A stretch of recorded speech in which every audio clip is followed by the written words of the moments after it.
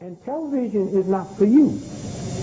And if all of us in here was newspaper reporters, and she owns the newspaper, she manipulates that. And so you have to listen.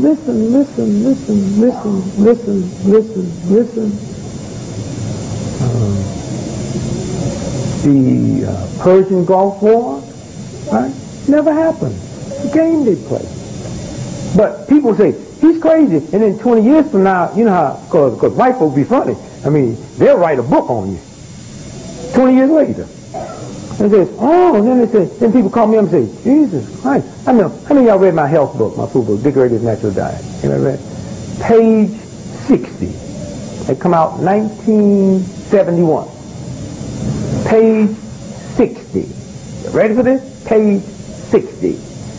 I said, cow's milk is the worst thing you can put in your body, a baby's body, and it's one of the #1 killers on the planet. God, the mail I got. I can't believe you said that. I can't cross none of the book. Throw it away. See, the great thing is, first, I never had to be motivated by the money. You know. And I know for a long time that truth never have to be validated by ignorance. You know? If truth had to be validated by ignorance, we'd all be in trouble. And so, the interesting thing that happened is last year, and you don't know about the conference held at Johns Hopkins Hospital? Johns Hopkins, let me see your hands. Johns Hopkins, doctors came in from all over the world and said, one of the worst things you could put in a body is milk. And it's so bad, you should stop taking it now. I said, wait a minute. They don't say that about whiskey. And then George O'Hare, used to be vice president of Sears and Roebuck. He called me that night. I wasn't there. My wife got it. He said, George O'Hare said, you know, his sons is like grown, you know, off. He said, all 3 of my sons called at the same time because they remembered 20-some years ago when I told them what you said in the book and read it to them. They couldn't believe it. No. But see, it's incredible that our stuff is so flaky that we have to be validated by the same people that disvalidate you. John Hopkins? Please. And so, you know, you have to really start listening and you hear things. And if you listen to the whole Michael Jordan piece, now to be honest with you, I thought that when I first heard it that they popped in because I thought maybe the old man was supposed to be the go-between to make them throw the basketball game because there was something funny about the basketball game. If y'all, see, I don't follow basketball, I just know what them thugs will do. And if y'all follow, how many of y'all really like basketball? Y'all followed the whole playoff, right? Then you know it was a couple of times in the playoff Michael played worse than he played when he was in high school, right? So I kind of thought then that, you know, that the fix was in. And then they turn around so they say they're good. And how many of y'all follow boxing? Anybody follow boxing? Boxing. And y'all old enough to remember Rocky Marciano? Who really follows boxing in here? Anybody? Really follow? Because I'm telling you this because this is what we're going to get into health. Because if you don't understand this, you don't understand. Nobody really follow boxing. Nobody, you know, Rocky Marciano had the longest winning streak. Did y'all know that? Okay? Did anybody in this room know Rocky Marciano fought his own brother twice? Okay, in wigs. See, remember. Let me tell you what got what's his name? Mike Tyson. And let me tell you what I really resent. Mike Tyson was set up, but I really resent people say, well, she had no business going to his room at 2 o'clock. That's old, antiquated. That's a game. Let's say that this brother is gay, and he's an entertainer. You follow me? A celebrity, right? There's a whole lot of us will go to Michael Jackson's room, and I'm not saying Michael Jackson gay. We'll go to Michael Jackson's room at 2 o'clock in the morning, but we wouldn't go to her room at 2 o'clock in the morning. You understand what people do for celebrities? Hear what I'm saying? There's some people in here now that don't know me, that if I said I need to borrow a car for 5 minutes, you might loan it to me. You understand what I'm saying? So we do things for celebrities, okay, that we wouldn't do. Okay, just put it in the back so you don't pick up. No, I'm saying that so you don't pick up on the tape. You know what I'm saying? Because I like babysitting. I play the lottery. I'm looking at them little fingers and trying to get me some numbers. If I understood baby talk, she probably told me what was going to happen in the next 12 years. Okay, so what was I? Yes, okay, so there's a possibility that if this brother was the biggest football player in the world, and I go to his room at 2 o'clock in the morning and then find out he's gay, I ain't coming for him to be hit on. So don't let nobody say I wouldn't have gone to his room on less than that. That game is over. I believe he was tricked and set up, but I think that's the wrong reason to say that, look, what's your name? Kelly's hitchhiking, right? But there's a whole lot of people that think women shouldn't hitchhike, right? But that's crazy. I mean, they got just much right to hitchhike as me and you, right? So now, somebody pick her up and want to have an affair with her, right? Then they say, the first thing they say, she shouldn't have been out there at 4 o'clock in the morning if she didn't want to. Wait a minute. She don't know me. Me and him is out hitchhiking. She's hitchhiking. We don't know each other. We ain't in the same time. She's trying to do the same thing we are 5 times, trying to get to Kansas City. See what this whole game is? See what people do, though? But people say, who is she? Why was she out there at 5 o'clock in the morning? Because she's trying to get to her sick grandmother before she died, and she ain't got no money. And she knows she get out. You understand this whole game of how it works?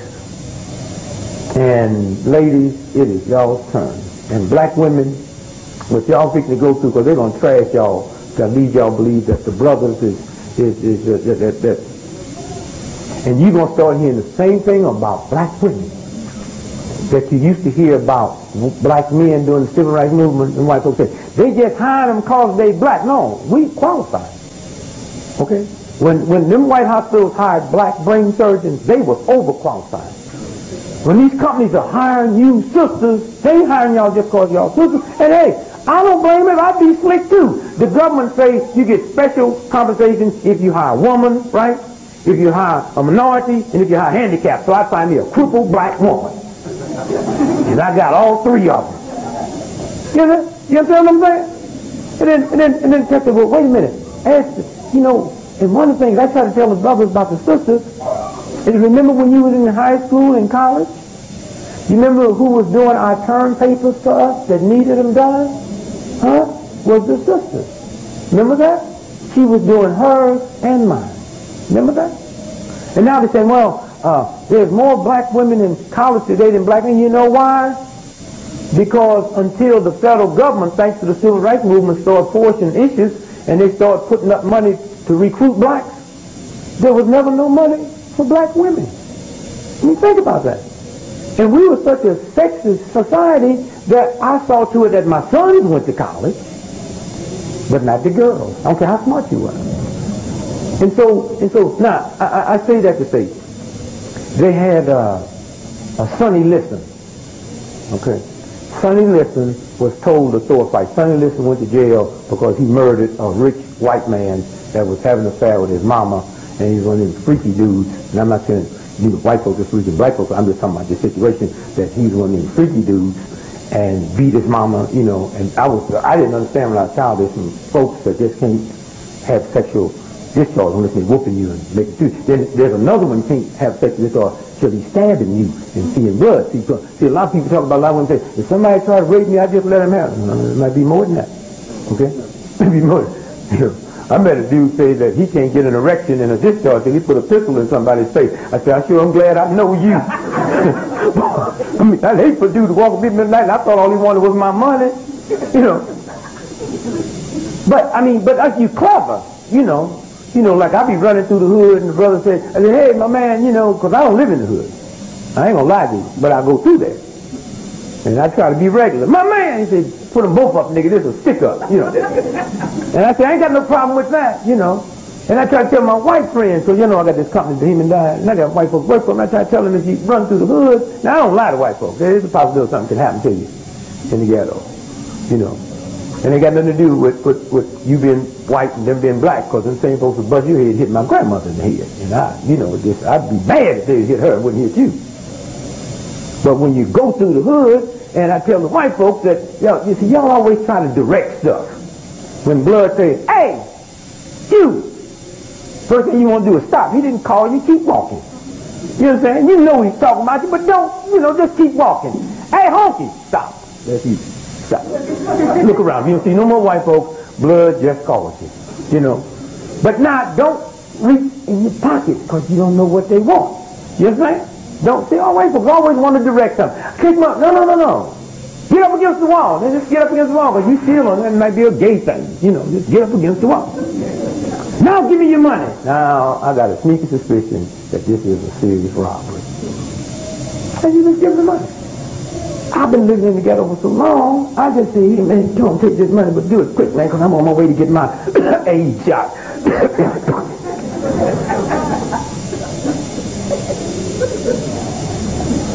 When I was a woman, somebody, and I don't say this facetiously, if somebody's going to rape me, I would just some kind of way say, I just hope you got some condoms, because I got AIDS, and I just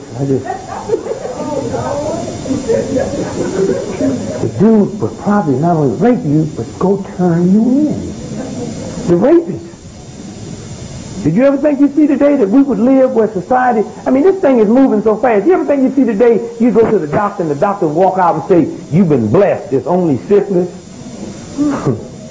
And you fall on yourself, thank God it's only syphilis. And they say, no sex is safe sex. Y'all know that, right? So then somebody come up and say, the same people who invented AIDS now say, but you can have safe sex. But y'all have to listen. You have to listen to that intelligence. Can you get sex from oral sex? Can you get AIDS from oral sex? No. That don't even sound right. That's like somebody saying, D.Gregory, here's 2 pounds of hamburger meat. If you eat all this hamburger meat, nothing will happen to you, but if you zip your pants down and stick your joint in it, you'll die. And I don't know what oral sex is anyway. See, white folks talking cold. Oral sex. I got a cousin in the ghetto named Earl who we call Oral.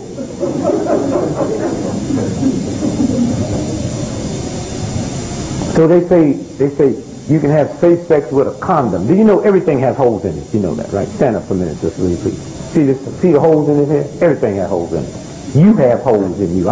There's holes. You know that? We are billions of things. We are billions of particles being held together by a vacuum. Let me hold this up there.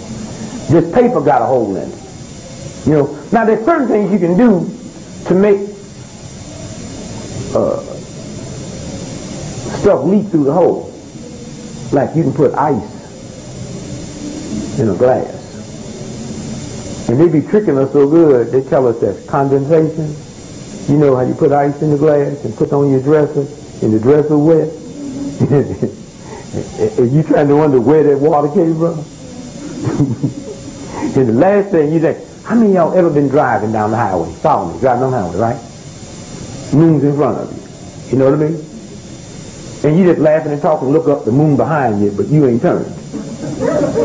Y'all know what I'm talking about? Huh? You hear what I'm saying? I try not to get into it, because then if I really get into it, maybe it's 1, 2, 3, 4 moons, and I hate to be thinking like that when I'm by myself. I just say moon gone. Y'all know what I'm saying, though. You understand what I'm saying? Now, the way you determine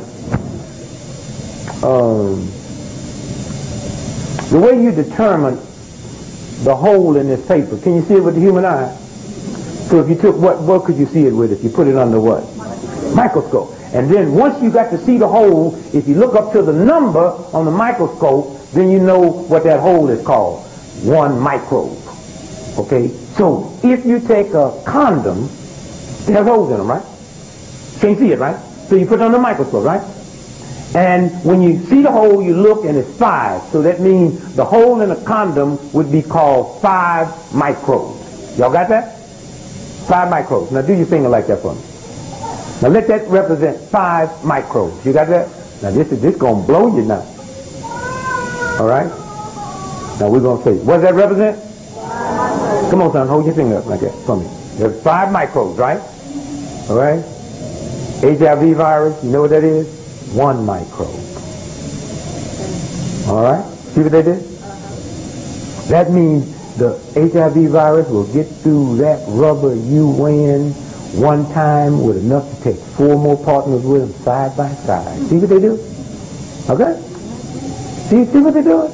But it didn't sound right in the first place, did it? They're gonna give me something for safe sex? I mean, I'm 61 years old. They've had free lunches in school. Why would they give us lunches? Because they wanted us to what? Eat, right? Why would they give you condoms unless they want you to what? Okay? Okay? I mean, if I'm 61, I swear I wish I was in school now. I mean, I'd be just sitting there doing some math which I didn't like, and the teacher said, here's a condom.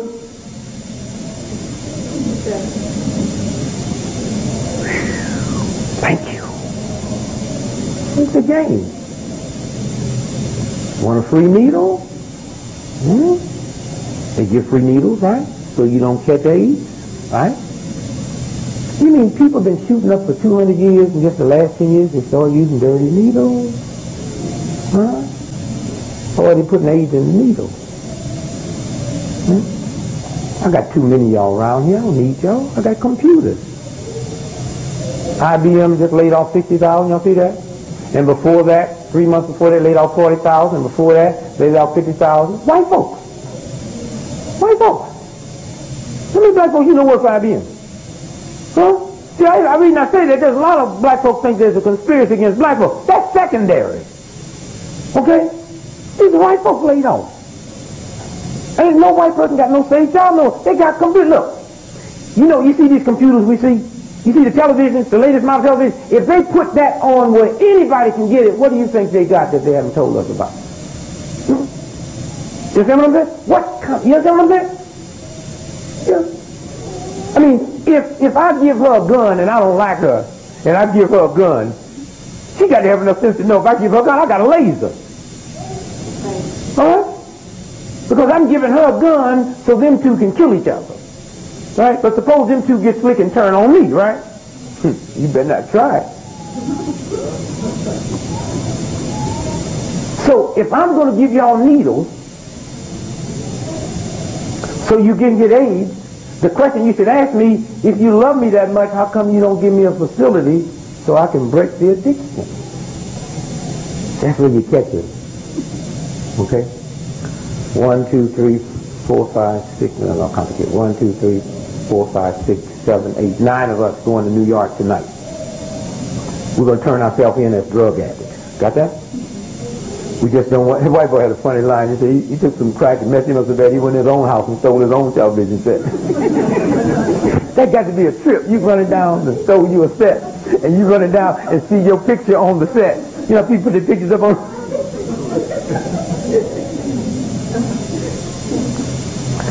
If you was home tonight, you know how they can program your mind?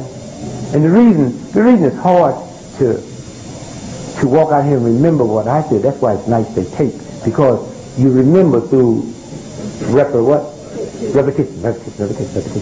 So I can get on TV and keep saying the same thing over and over and over and over, right? See how they do it? But what they want you to hear, they keep saying, Coke is it, Coke is it. How old is the little girl?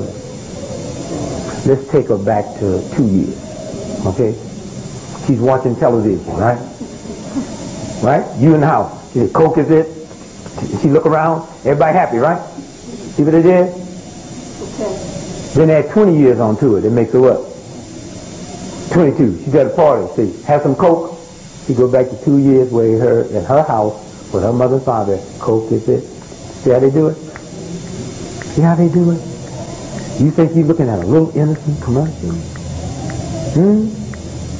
I can take you away from your spiritual self. I can't control you until I can make you less spiritual. How do I do that? Make you hostile, make you aggressive? Got that? Make you hostile? What?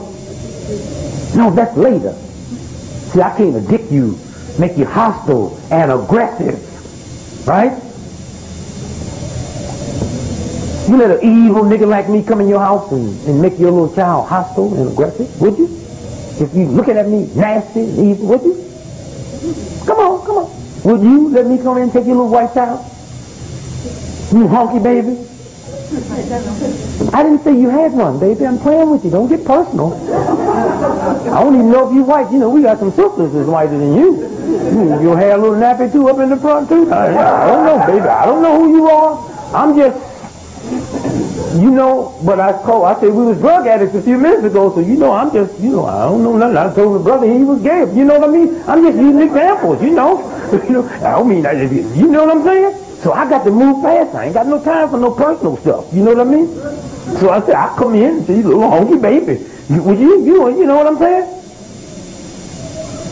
Jack and Jill went up the hill to get a pail of water. Before it's over, both of them gonna fall. Humpty Dumpty sit on the wall. Before it's over, gonna break itself in a billion pieces. Little Miss Muffin sit on the top and spider gonna scare away. Rock-a-bye baby in the treetop. Before it's over, the baby and the cradle, they do it through the nursery rhyme. Okay? That's how they get you. Not me. You watching me. You know where the nursery rhymes come from? You know what? Out of Germany. Hitler and Nazis put them together. Okay? That's how they do it. And that's how I fake you out, by taking you out of your spiritual thing and putting you into this here little place. Why do you take a little bitty baby and sing some stuff to it that somebody else wrote that you don't know anyway? Well, I mean, you know, it's just better baby. The baby doesn't. Baby relate with you. That's your daughter. When she was in your belly. At one time, every time you walk, she's floating that water, wouldn't she? Okay? You been out to Six Flags? You live here? Cool. You been out to Six Flags? You know why they make so much money? They create the same feeling you felt in your mother's womb. That's all. That's how they make that money. That's all them rides are about. To make you create that same sensation. That's all.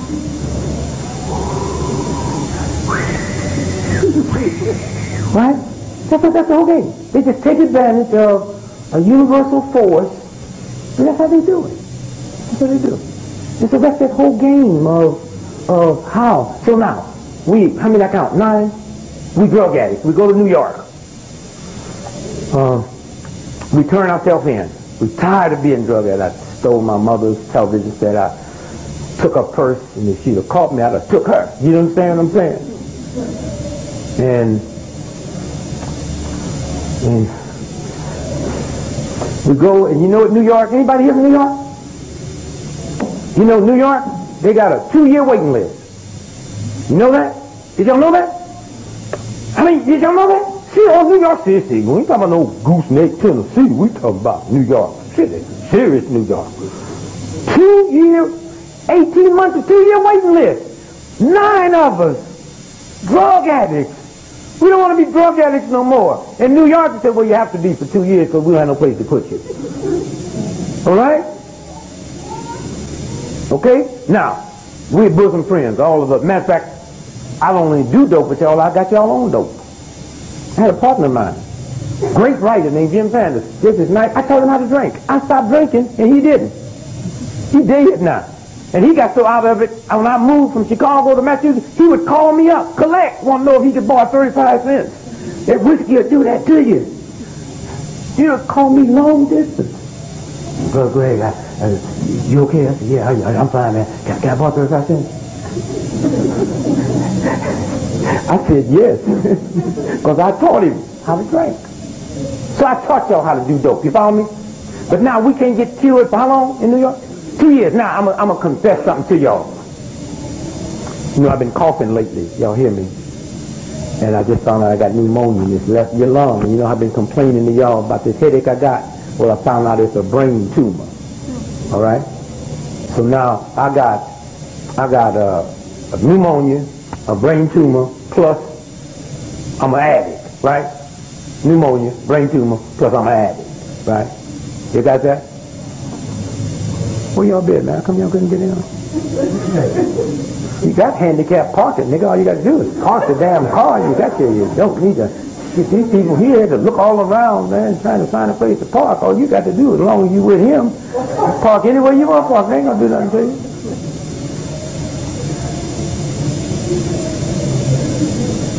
You understand what I'm saying? He's funny if he wasn't handicapped. He just walked like that, just being hip.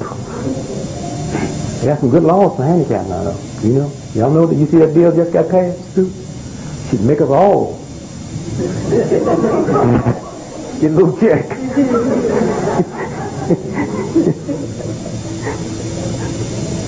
Where did we leave? Got it.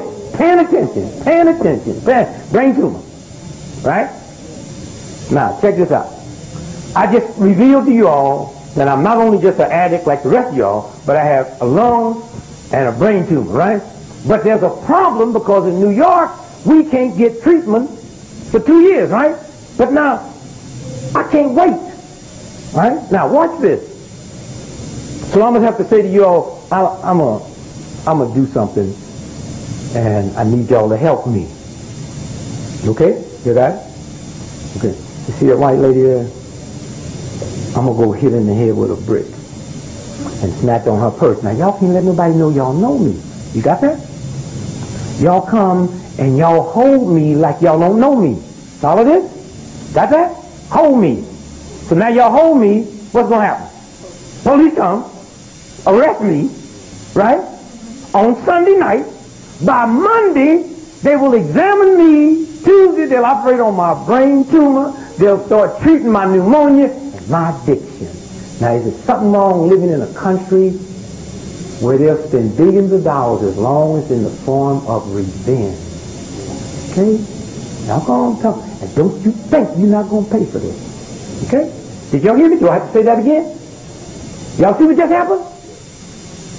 A nation that talks about love and talks about God. All right? But as long as we go turn ourselves in and say we don't want to do what I just finished doing, right? They ain't got no room for us. In that Christian Bible, they had no room back then. That's the end, right? But as long as I am willing to hit this white woman in the head with a brick, and she don't even know it's just a fake.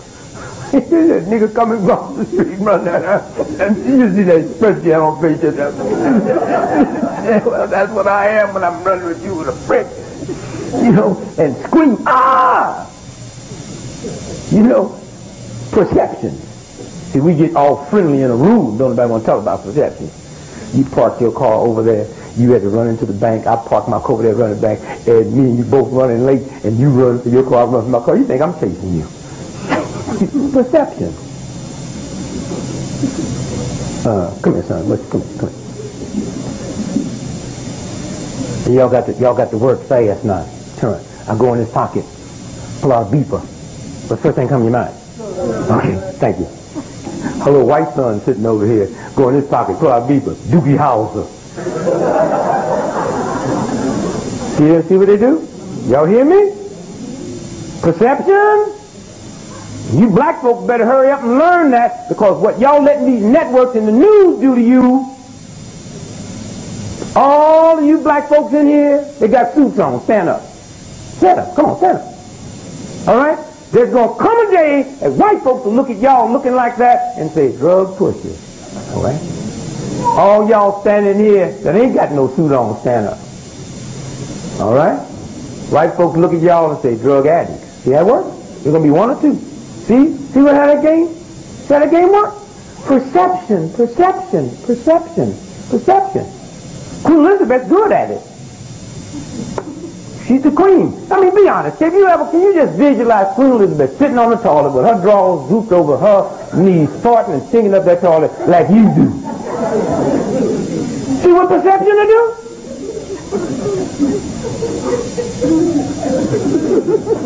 See how they do it? That's the game they play. What's the game? Some kind of what? Bill Cosby, television show, he was what? Doctor, right? You ever see him in the hospital? You ever see him operate on anybody? And then after everybody in the world got used to a black man being a doctor that never was in the hospital, they give us a 15-year-old white boy named Doogie Howser that's in the operating room every week. See how they do it?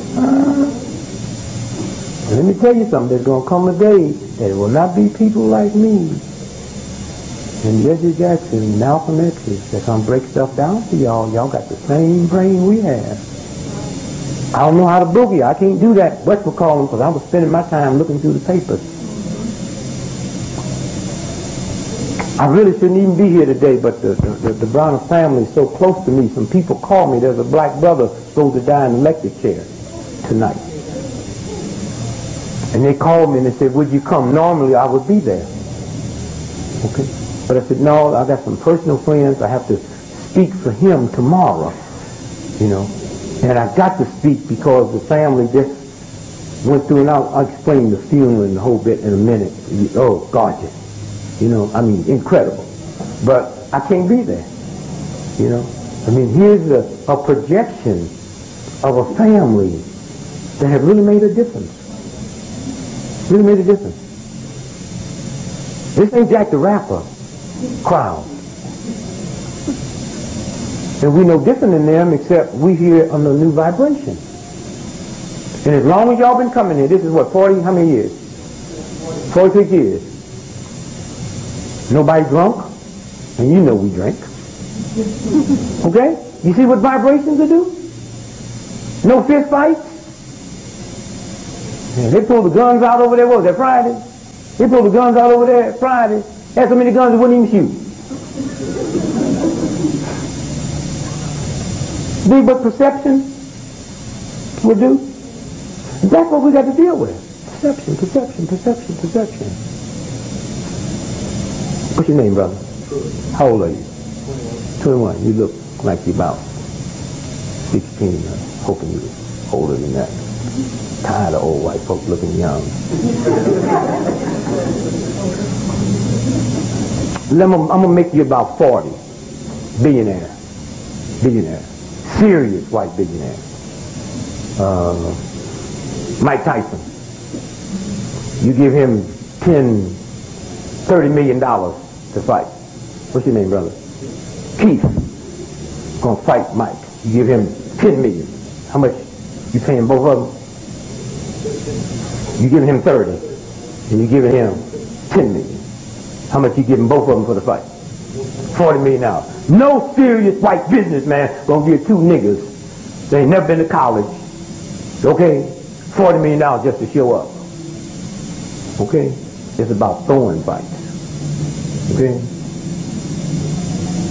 And Mike Tyson beat a gnat to death with a club hand because y'all can't even make no money on him. Okay? Hear me good now. You understand what I'm saying? And I'm sure he threw the Buster Douglas fight. And then got mad. Hagler threw the fight to Sugar Ray. Y'all know the story? Then Hagler got mad and started, you know Hagler don't live in this country, don't y'all? They ran him out the country. And it ain't no black thing. When Rocky Marciano fought his brother, how many times? Twice. One time with a wig on, another time with, not as his brother. That's what boxing, see, sports is a sports do. Do you realize the favorite in the Kentucky Derby haven't won in 14 years? You serious? It looks like every night. They so nasty, they won't even let the number one horse win every now and then. Whole game. And so he get all uppity. My grandson said, I'm the greatest white hope ever lived. 5 more fights, and I'll have the record for the most wins. And he did. And then white folks put him on a plane one day. They're crazy. In a cornfield. Sonny Liston threw the fights to Ali. It's a game. It's a game. How many of y'all? Any of y'all old enough to remember that Ali fight when Ali won? Which way was Sonny Liston's hand going when Ali fell? Coming back. That's why they call it the phantom punch. Ali was bringing his hand back this way and Sonny fell. You know, he probably looked over so that cracker mafia got. Then when Sonny got ready to throw another fight, Sonny said, I can't throw this fight tonight. My girlfriend in the thing. His wife broke on that number, that old boyfriend, girlfriend. So he didn't throw it. He threw the next one from him, and while he's laying in his bed in Vegas, they came in, shot him up with so much dope it killed him, and the paper just said he died from an overdose. It's a game. Can't make no money with Mike Tyson. This white man here is going to give 2 black men $40 million just to show up? And you going to get in the ring and wipe him out in 2 seconds? We can't even make the networks can't make no money, the commercials. The worst thing in the world, look at the Mike Tyson fight. Because after he punched the cat out, for the next hour, they're showing it. They say, well, now, here's what he looked like when you hit him under the booty. And now we hit him in the top. They're trying to get them commercials in. They say, now we're going to show you what happened when you hit him in the side of the balls. And then hook him over in here. When Mike Tyson fought, they had to have cameras all kind of ways so they could stretch that hour. I said, here we go now. Now we're going to see Mike hit him from everywhere you can hit somebody. Those are games they play. And you have a consciousness in your head. And if you listen at the trial, he paid that lawyer $2 million. And the defense they used, you knew D.Gregory, when he get around white women, he's going to put his hand under your dress. That's the defense? You know? Baby, my hand gets nervous just saying that, just not. You ought to get this video tape to the folks. Here it is. That's the hand I'm talking about.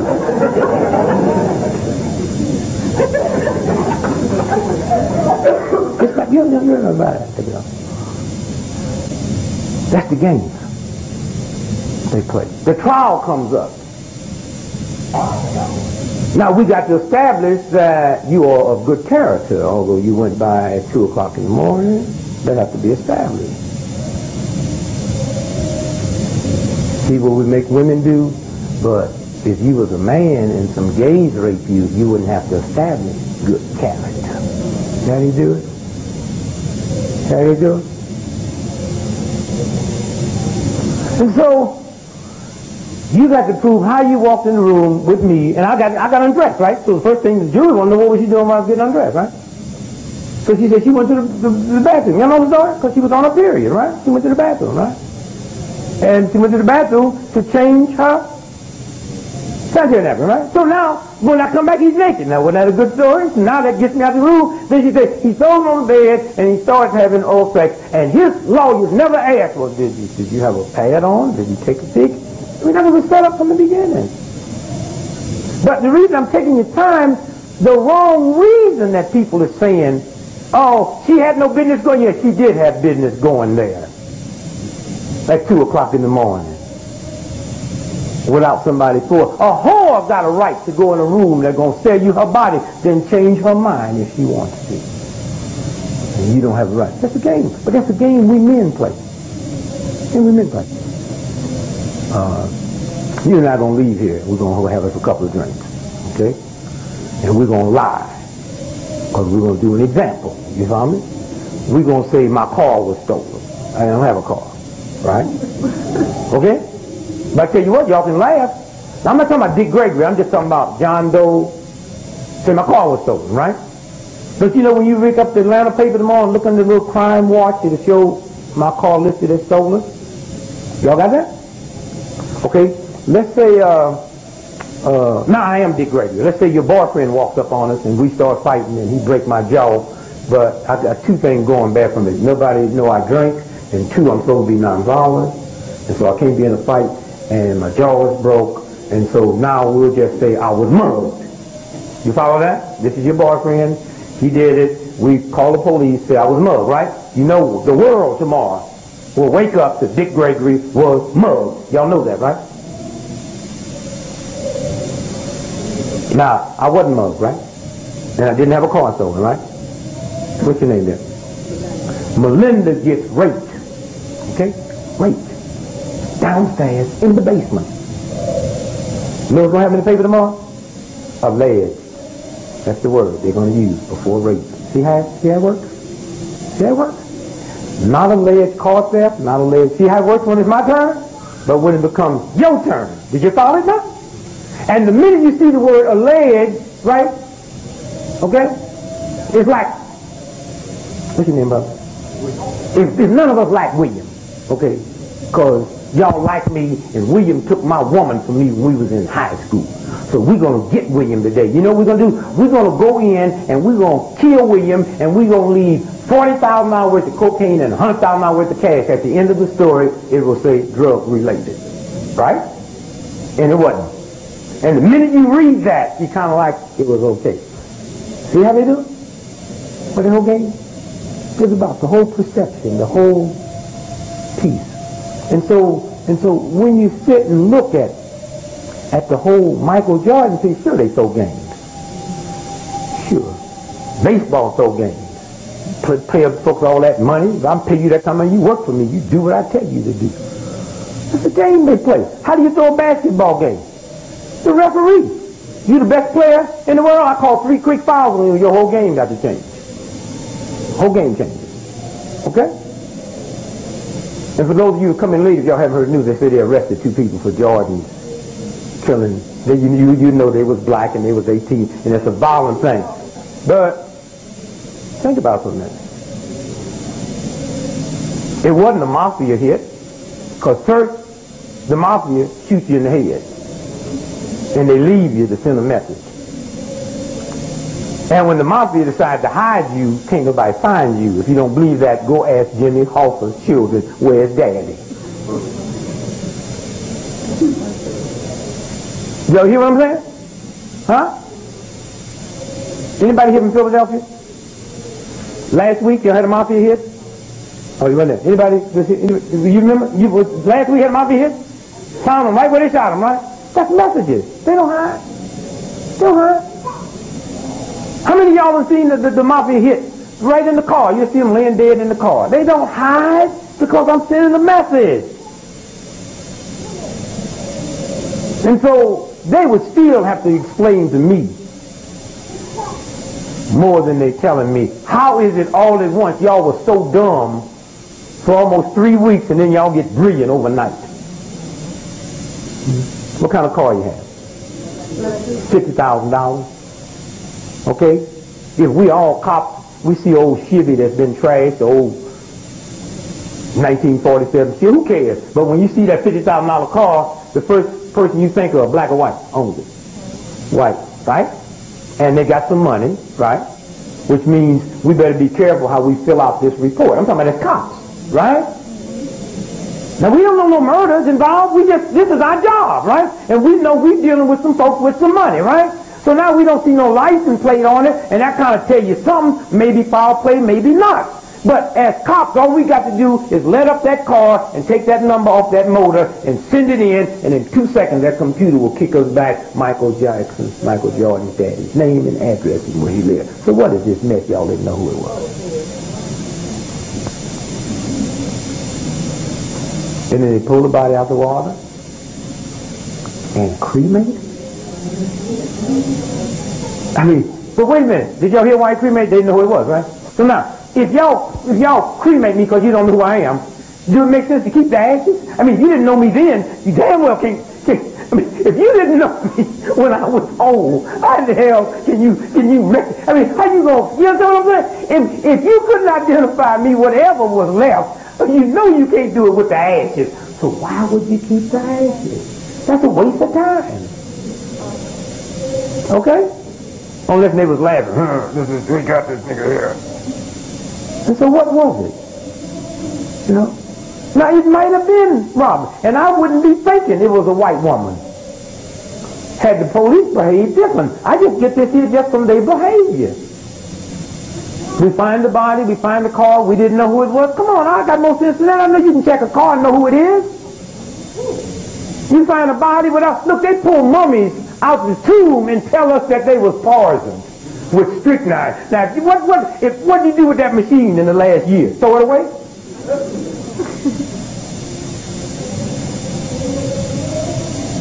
Those are the games that they play. Why did they burn him up? Sexually did they mutilate him?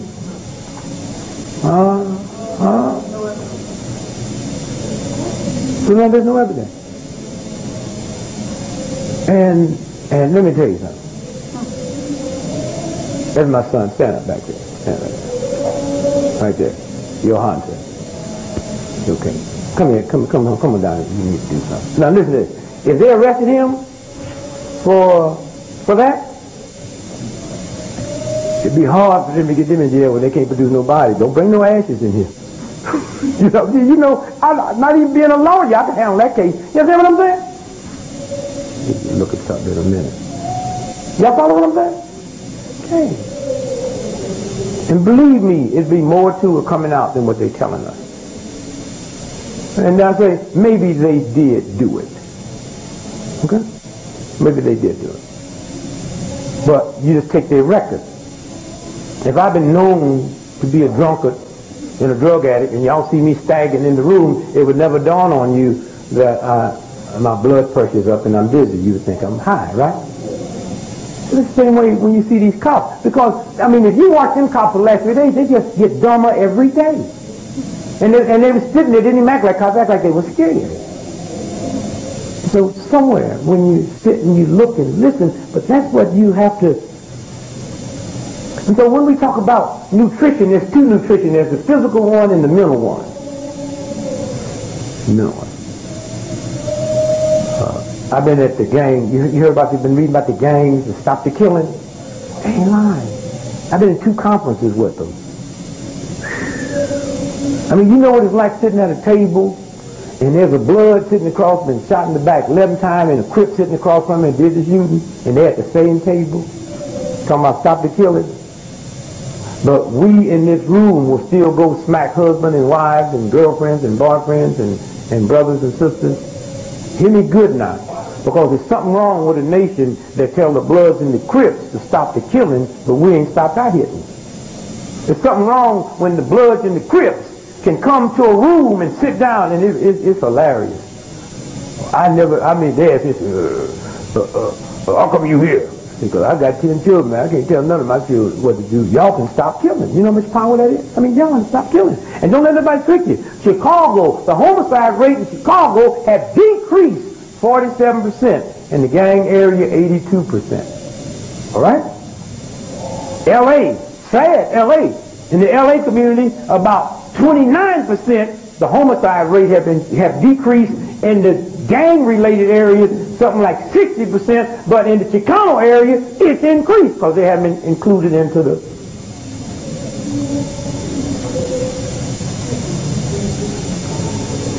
How many of y'all saw a movie called Jacob's Ladder? Jacob's Ladder. Okay. See, we were talking about perception. How many of y'all saw a movie called The Crying Game? Crying Game. Crying Game. Hell of a movie. Should have won the Academy Award. Should have won the Academy Award. But it was Clint Eastwood. You know, and they feel sorry for Clint Eastwood. Tall white boy, ugly. You know, he ain't got nothing going on. I mean, Clint Eastwood is an ugly white boy. Now, ain't no way you can, you know, he might be a star, but the boy ugly. You know. Like what's the dude do Nightline? Now, Ted Koppel might be smart, but that's a strange looking. He looked like the father of the boy on the cover of the Mad magazine. You know what I mean?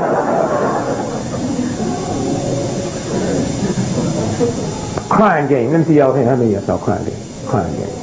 Crying Game. A black brother in the British Army. He gay. A fine black sister who's a boy. You follow that now? The black man's gay. The black woman is a black man. And all the white folks were freedom fighters. See how they do it? Hear me good now. See how they do it? And you sit there and say, wow, what a great perception. It ain't no accident they give us a movie called Silence of the Lamb where white boys are cannibals, and 6 months later give us a white boy that's been eating brothers. And y'all stupid enough to believe that this little sissy looking white boy gonna go to Milwaukee. He didn't go up to where the black folk got the doctor's degree in ballerinas and play violin. He go in a hardcore ghetto area and just eat up black construction work niggas who ain't got no job. Try that. No, don't laugh. Y'all bought into it. Y'all bought into this little sissy white boy gonna go in a hardcore ghetto. Cops are scared to mess with them niggas. Just ate them at will. And then after they arrest him, the next week after that, a movie come out called Body Parts. Then all this information starts coming out to convince us that it is. And, oh yes, that's not the first one. The first time I did it was 14 years ago. I was in high school at my prom. And I got to think, now, Jesus, when I went to the prom, I was just wondering if I could kiss the girl. He talked about could he get this chump's liver. See, that boy had a lot of pressure on him, didn't it? I mean, can you imagine we had to dance? I just wondered if I'm going to get a little kiss. My man back there wondered if he going to get your jaws. He don't want your jaws. He wants your jaws. serious? And then what happened? You see what happened? They go back to that little town in Ohio, and in 2 days they find bones. 14 years later, the airline lost my bag yesterday. They ain't found it. I said, I wish y'all used the same machine y'all used to find them bones inside my bag. It's a game. They play. And somewhere when you hear it and feel it and see it, gangs. How many of y'all saw the movie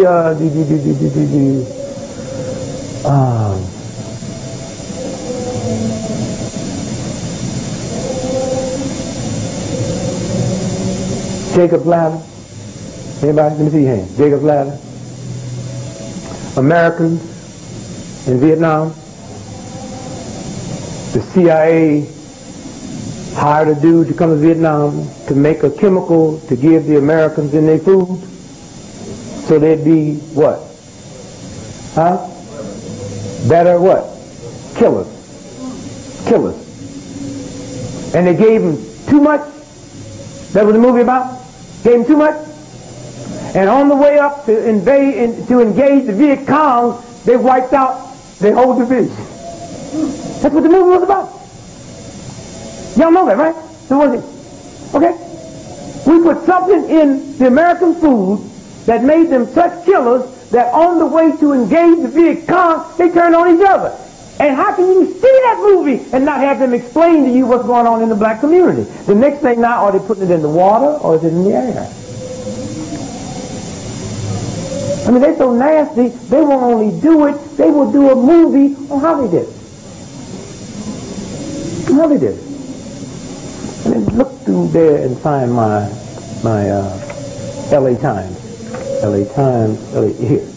L.A. Oh, no, maybe here. L.A. Times. Try that one. L.A. Times. You remember the riots in L.A.? No, that's not. Oh, with Rodney King? There. Oh, Rodney King. Try that one. Oh, Rodney King. Remember that? The first trial? You could tell that they were going to lose before the jury came in, because CNN said the jury just asked a question to the judge, and the question was, the 6-day deliberation, the jury sent a message out to the judge. They wanted to know the definition of a whooping. Okay? Yeah. All right, here we are. You see the date on there? What's the date? Pretty loud if you see it. The date, right there, top, cross, top.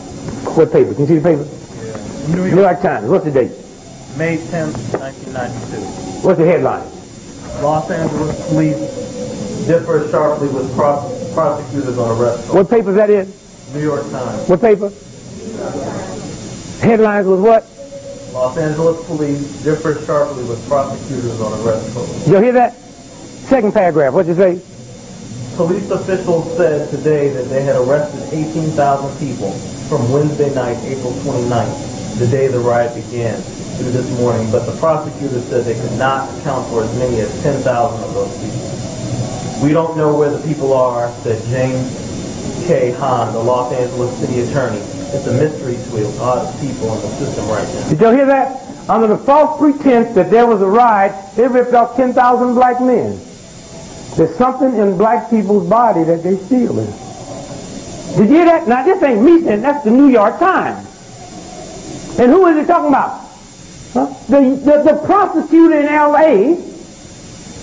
said the L.A. police, they said 18,000. It was 18,213. The LAPD said, we arrested 18,213. Prosecutor said they never came here. But let's go back to Nazi Germany. All right? 2 Jews. These are your sons. We come, SS troops, in the middle of the morning, take your boys. All right? You worried. You trying to get out the house, get down station. We got a guard in front of the house, right? So the next morning, you show at the police station, right? And they tell you there's no record of them, right? You think they lying, right? But not till many years later did we find out they never made it to the police station. We put them on cattle cars. Now go back to L.A. They're under the false pretense of a riot. Okay? False pretense. And everybody believes it. And y'all should have thought through it. How many of y'all looked at it when it first hit on TV? Did y'all watch on TV? Just kind of go back in your mind. The first 3.5 hours, there was no fire. If you went to jails all over America today, you couldn't find 3 black men in jail for arson. We can't do that. We don't do that. And you sisters know that when y'all go on a picnic with us. We'd be so embarrassed, y'all go somewhere to get something, we'd be throwing all kind of lighter fluids and stuff, and we'll come back, ribs be on fire. But yet, for the first 3 hours, you didn't see no fire in L.A., and the next thing, the whole town was on fire. Okay. Anybody here from L.A.? You live there now? You know they're building a subway in L.A.? First time in the history, y'all got a subway system coming through? Do any of y'all know that? Now when you build a subway, you have to buy property, right? You know the worst property in the world to try to buy is businesses in the black community. You know why? Because, hey, people not loyal to your business, they loyal to that corner. So when they come in and buy your corner and move you 15 blocks away, they ain't coming there. They go 15 blocks to Sears and Roebuck. Y'all hear what I'm saying? But they're not going to your cleaners. All right?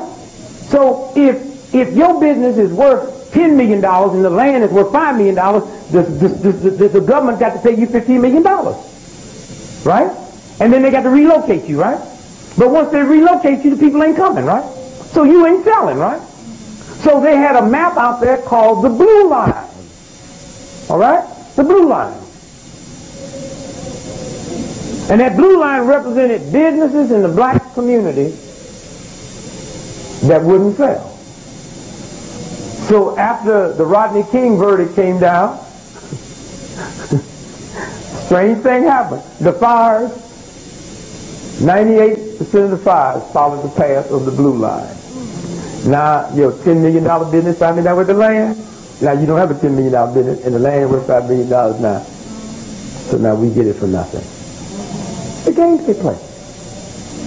The games they play. Any of y'all went over to Kuwait in here? Anybody go to Kuwait? Y'all have any loved ones that went over? Y'all been reading about the ones that went over come back all sick now? But now, have you asked yourself a question? If they got sick, how come the Kuwaitis ain't sick? Come on now. Huh? Being they were slept. No. They got a problem with the military, especially black folks. Most black folks go to the army because they can't do what? Can't get no job, right? So in the process of going to the army because you can't get no job, they teach you how to kill, right? Now, if we don't need the army no more, that means now we got to send you back out here, right? As what? So now you see why they're getting sick when they're coming back there and inject stuff in them, so they'll fall dead. They're going to have you turn around. They're going to have y'all out here with no job, man. Please. What's the name of this book here? What's the name of that? Conspirators, Hierarchy, the Story of the Committee of 300. Conspirators Hierarchy. Hip book. Who wrote it? Now listen to this here.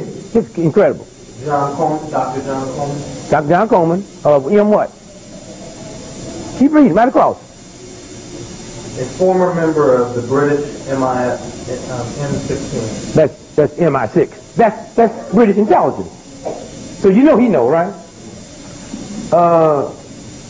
And what he's going to see what he says. Listen what he says. Rips the lid off the conspiratorial group which knows no national boundaries. Is above the law of all countries. Every aspect of politics, religion, commerce, industry, banking, insurance, mining, and even the drug trade. What? Right. So the Pope finally came out and spoke up against the mafia. And then 10 days later they killed his cardinal in Mexico. Turn to page 84. 84, I should have it marked. 84. Y'all been reading about the Bloods and the Crips? Bloods and Crips, them gangs, killing up everybody? 84. I don't have it marked. 86. Listen to this. Gang wars were carefully... Hold a minute. Y'all know about the Bloods and the Crips? Now listen to this. Gang wars were carefully planned at Stanford, deliberately... Hold it. Y'all hear that? The great Stanford University. All right? They got everybody believing it's a nigger thing. Stanford University. All right? Planned the whole gang war. And then to make y'all fall in line, they give us some Puerto Ricans who don't nobody like, and they give us a gang play called West Side Story that wins the Academy Award and the Tony. See how they do it?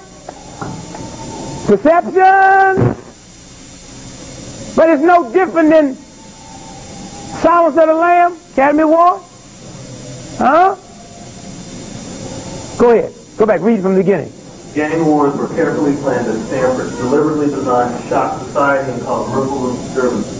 By 1958, there were in excess of 200 of these gangs. They were made popular by a musical and a Hollywood movie, West Side Story. After making the news for a decade, suddenly in 1966, they disappeared off the streets of New York, Los Angeles, Newark, New Jersey, Philadelphia, and Chicago. Throughout the near decade of gang violence, the public reacted according to the profile and response Stanford expected. Hold on a minute. You hear what they said? They had already had a profile that they expected. And so this whole thing that we sit back because we so unspiritual and ungodly, these fools, a bunch of murderers, criminals, Stanford University. When you think of Stanford, you don't think of gangsters and unethical people. That's how them Germans got away so long. The scientists. Remember? Oh, they just said, oh, Jesus, oh, once upon Braun, the V1 and the V2 rockets. And we went over there and we bombed their oil installation. And 3 days later, them V1 and V2 rockets were still running, and we couldn't understand it. And come to find out, them scientists had found a way to make them rockets run on potato juice. Yeah, you go eat some French fries now. Don't be frowning, talk about, yeah, potato juice. What is it in a potato make a rocket fly? But that's the game. Perception? Watch it. Cartoon and white papers. You got a big old brother, tall as the Empire State Building, lips hanging down to his knees, big old African plaits, and got one of them big old ghetto blasters. And he's walking across the editorial page. You ever know what I'm talking about? Follow that? But ghetto blaster, big as that, big as this. I said, okay, keep that. Give me a nice little old white boy. Stand up. Give me a nice little old white boy. Put a suit on him. Get this suit on him. Nice little suit. Come on, look more intelligent than that. Okay, all right. Look at that, right? Now put this little briefcase under his arm. Briefcase under his arm. Here you go, hold your briefcase. I'm standing next to him. I got my lips down to my knees. I got this big old ghetto blaster. Follow me? But in his briefcase is plans for a bomb more detrimental than the nuclear bomb. Who's the violation of God, me or him? Thank you. See what they do with perception? See what they do with perception? In this briefcase, I got something here to wipe out whole towns. And they got me ashamed of black folks playing music loud. But the mafia, who brings in all the dope, the slime of the earth, they go to the opera. Oh, Rosemary, I love you. I want to be speaking with you. How you doing? Have fun too.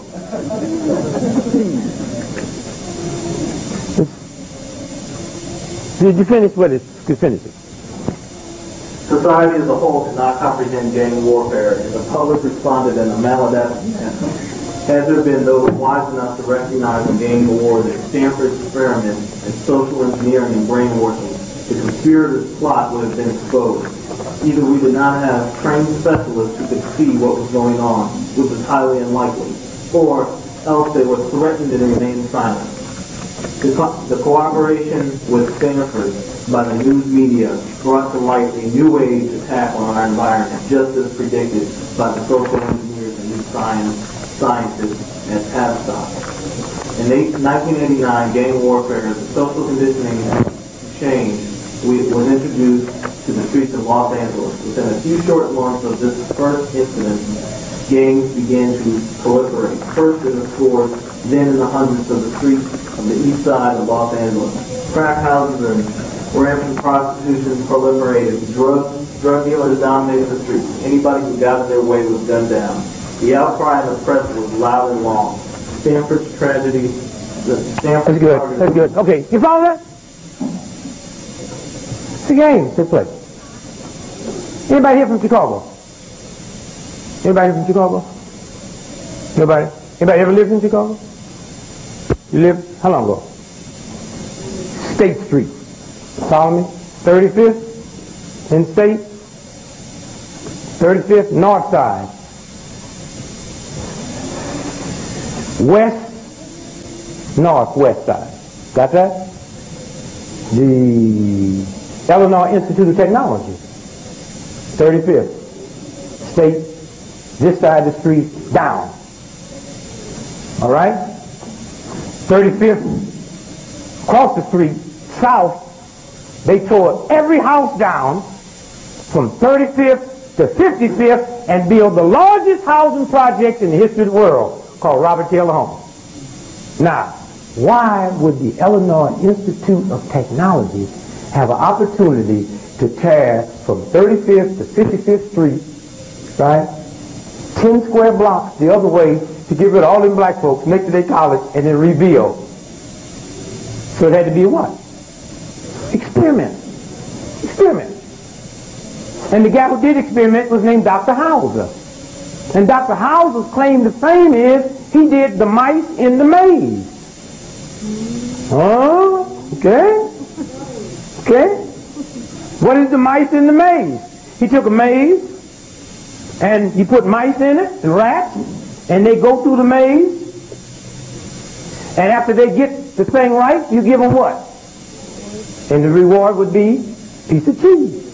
Piece of cheese. And I really feel sorry for those rats in St. Louis. You know, the flood. You know that was the white side of town. You know that. You know it had to do with that now. You know that. So I mean, the black folks, y'all see no black, y'all didn't see no black folks on TV even with sandbags, did you? But think about this for a minute. If the white folks got flooded out in 5 states in the floods, right? That means snakes got to run somewhere, right? So whose closets do you think they're in now? Huh? If the black folk didn't get flooded, the snakes had to go away. That's why I wouldn't go with my kinfolk. I wouldn't visit them for next year. Now, the rats, that's who I feel sorry for. These rats been in this white neighborhood all their life. The rats had to leave and run over to the ghetto where they bump into some serious rats. I mean, them little rats over there, white folks, they eat, give me the French cheese. You know, you in the cheeses, what'd you say? Brie. See, he knows it. It's brie. You probably ain't never heard of cheddar. And government cheese would kill him. Brie. You imagine a little rat over the white neighborhood nibbling on some brie. And the white folk get flooded out and they run over to the black side of town where them rats is eating cereal, sandwiches. And in between time they filing their teeth and sharpening up their eat. And so now think about it.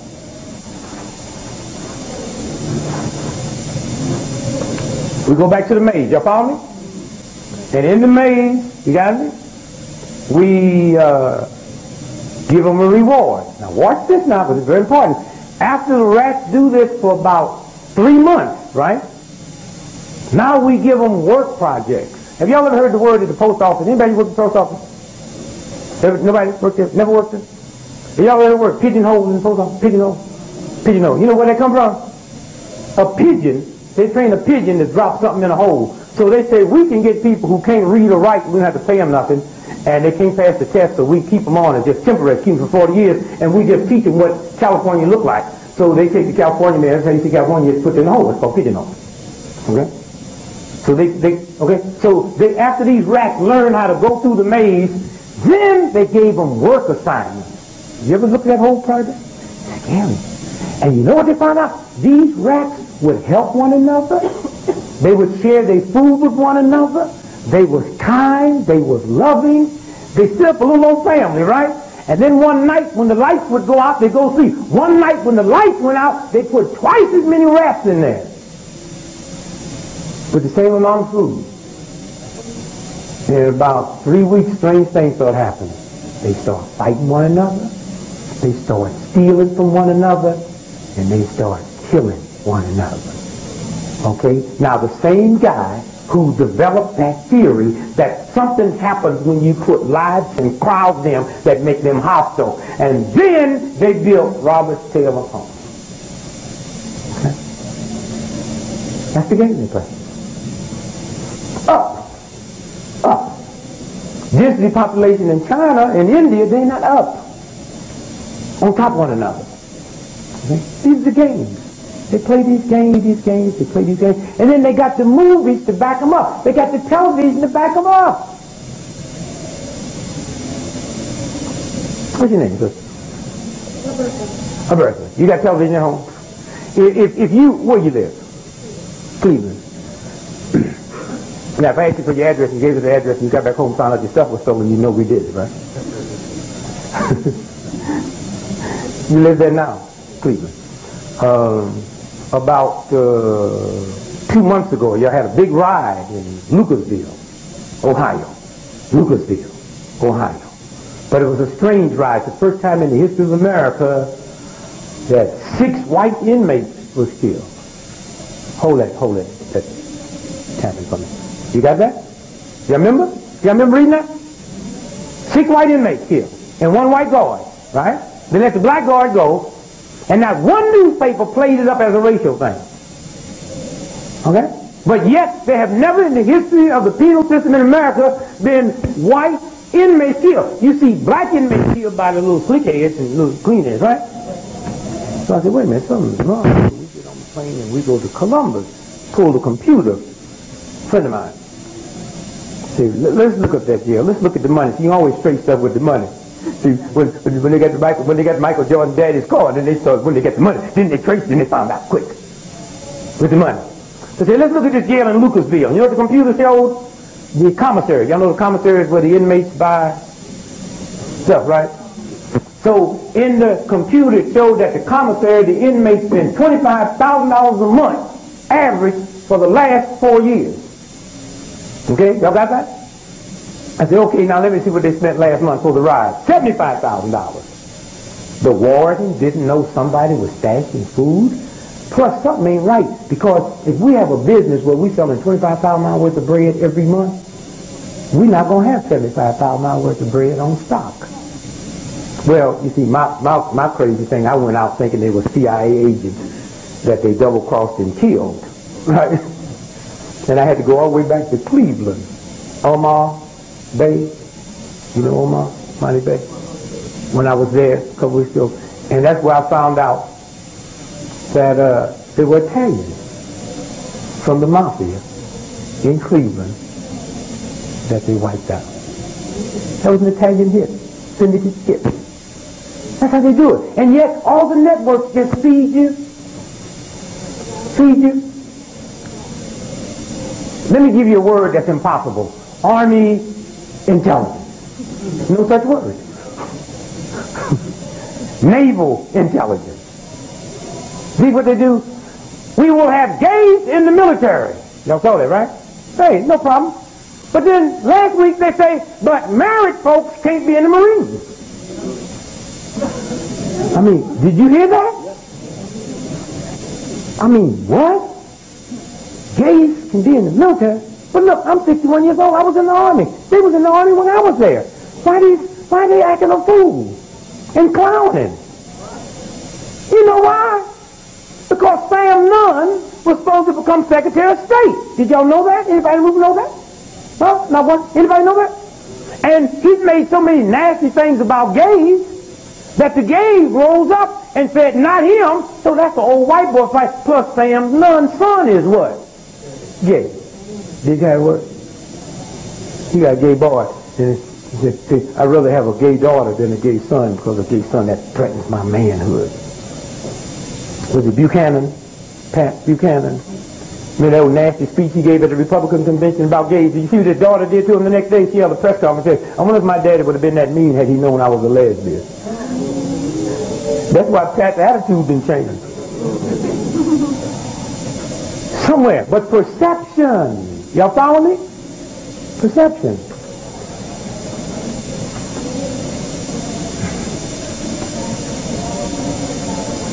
Alex Haley came out of naval what? Intelligence. You know how dumb you have to be to stay in the Navy 24 years? I mean, think about that. I mean, you might be smart naval-wise. You might know everything there is about moving a ship or a submarine, but you don't know nothing about writing no book. The boy never wrote a book before in his life. He comes out of naval intelligence and writes 2 of the most blockbuster sellers in the history of the planet? That's impossible. Hey, look, I ain't never done no hair in my life. Now, if y'all pick up the paper tomorrow and they say D.Gregory is the greatest hairdresser in the world, y'all know somebody lying, right? Because you just can't go from doing it to being it, right? Well, how come if y'all know that about me, y'all wouldn't know about him? Now, those 2 books, they sell good now, right? Oh, Malcolm and Roots probably do about 12 to $17 million royalties each year. Okay? Well, y'all know that, right? Then if he wrote them books, how come they're auctioned off his farm? Don't be stupid. The boy ain't got no money because he didn't write neither one of them books. A white boy named Murray Fisher, the senior editor of Playboy magazine, wrote both them books. But what was that for? That was to take a little pimp Spike Lee, who ain't nothing but a government trick. How did he get famous? He took my elite black woman's school and made a hoe out of my daughter with a movie called She Got to Have It. Now, any of y'all been to white colleges? Anybody been to white colleges? You know why they like to give up some booty now. Excuse me. I ain't saying the sister don't give up. You know what I mean? The sister give up. Y'all know what I'm saying? Now, come on now. Come on, give it up. You know what I'm saying? I mean, if you've been to white college, y'all ain't been to white college, y'all don't know. I was at a white college. You understand? I thought she was getting on a bicycle, but I see no bicycle. Go ahead. But now, listen to me now. But the brother do a movie about my daughter got to have it and makes the front cover of Time magazine. And it wipes out Sidney Poitier and Harry Bell. See what they did? And every time you see Spike, he always bad-mouthing white folk, but they keep giving him. Every time you see a nigga that's mad at white folk give him a trick. And the whole game was to bust Malcolm. And they do it 20 years ago. Last year this time, the Malcolm X movie hadn't released, right? And I tell you what, last year this time, you couldn't get through this place without bumping into Malcolm t-shirts and hats. You ain't seen one. And the brothers that was wearing the Malcolm t-shirt last year wearing the marijuana leaves now, and you don't see what they can do with our movies. The mafia that bring marijuana in here wouldn't be stupid enough to walk around with a marijuana leaf, and they sell you the stuff. Dig what they do to your head? Your head? Your head? The people that grow marijuana, you don't see them walking around with a marijuana leaf on, but they can do, that's what they can do with movies. With movies. And Malcolm's dead. Did y'all see Malcolm? The movie? You see Ike and Tina Turner? Did you ever think you'd see more coke in a Malcolm movie than an Ike and Tina Turner movie? I'm born and raised in St. Louis. I know them 2 fellas. If God ever puts 2 dogs together with Ike and Tina, and when Tina and her get to fighting, Tina won most of the time, but she's stone losers. And when Ike got some coke, it was what she had left, or she would outsnort Farouk. But all at once, I go see Ike and Tina Turner. Leah Taylor married 12 times. You ever saw a movie where one of her husbands had to whoop her, right? You ever seen a white woman whooping her husband? And why do I got to look at Ike with my sister? Y'all better wake up quick, baby. Why? You ever seen Frankenstein whoop a white woman? Think about this now, it's very important. You ever seen Dracula with a white woman? You ever seen King Kong with a white woman? Then why, if all of these people who ain't never whooped nobody, why I got to go and look at a black man whoop a sister when she didn't become famous because of her ability to take whoopings? She became famous because of her talent. See how they do it? Sonny and Cher, you think Sonny ain't kicked her butt once or twice? I can't go to the movies here. Y'all understand what I'm saying? That Death Jam, hey, you ever looked at it? It's funny, but think what they're doing. Because if all of us in here had children that sang opera greater than any opera singer in the world, there would be no network time. If we had a little black child that was the greatest chess player in the world, there would not be no network time. Hear what I'm saying? But Death Jam? But I can't turn on and find on a major HBO a gospel hour? Huh? I can't turn on and find a jazz hour? But as long as the brothers and the sisters talking about, I don't have no problem with it. I have no problem with it. Because I ain't never heard them rappers use one word that I had never heard, so let's don't blame them words on them.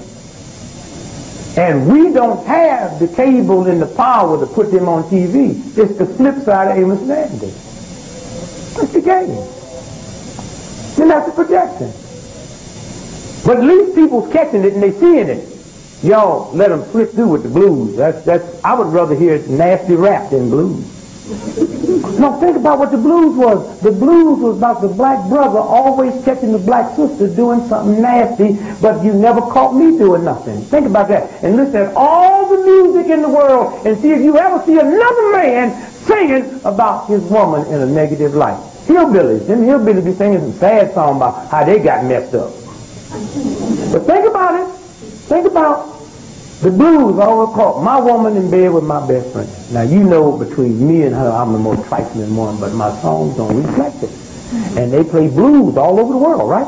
So after people all over the world hear me say about how loose you are with your body, what happens now when you go to one of them places in the world and they ain't never seen you but just heard the blues? Now you wonder why they put their hand on you. My records reflect that. Those are the games. And that's what we got to deal with. Perception, perception, perception. And we don't have much time. We don't have much time. A black sister, Walker, Margaret Walker, wrote a book called Jubilee. You might know that? She went to court and said, Alex Haley stole us out of my book. White judge threw it out.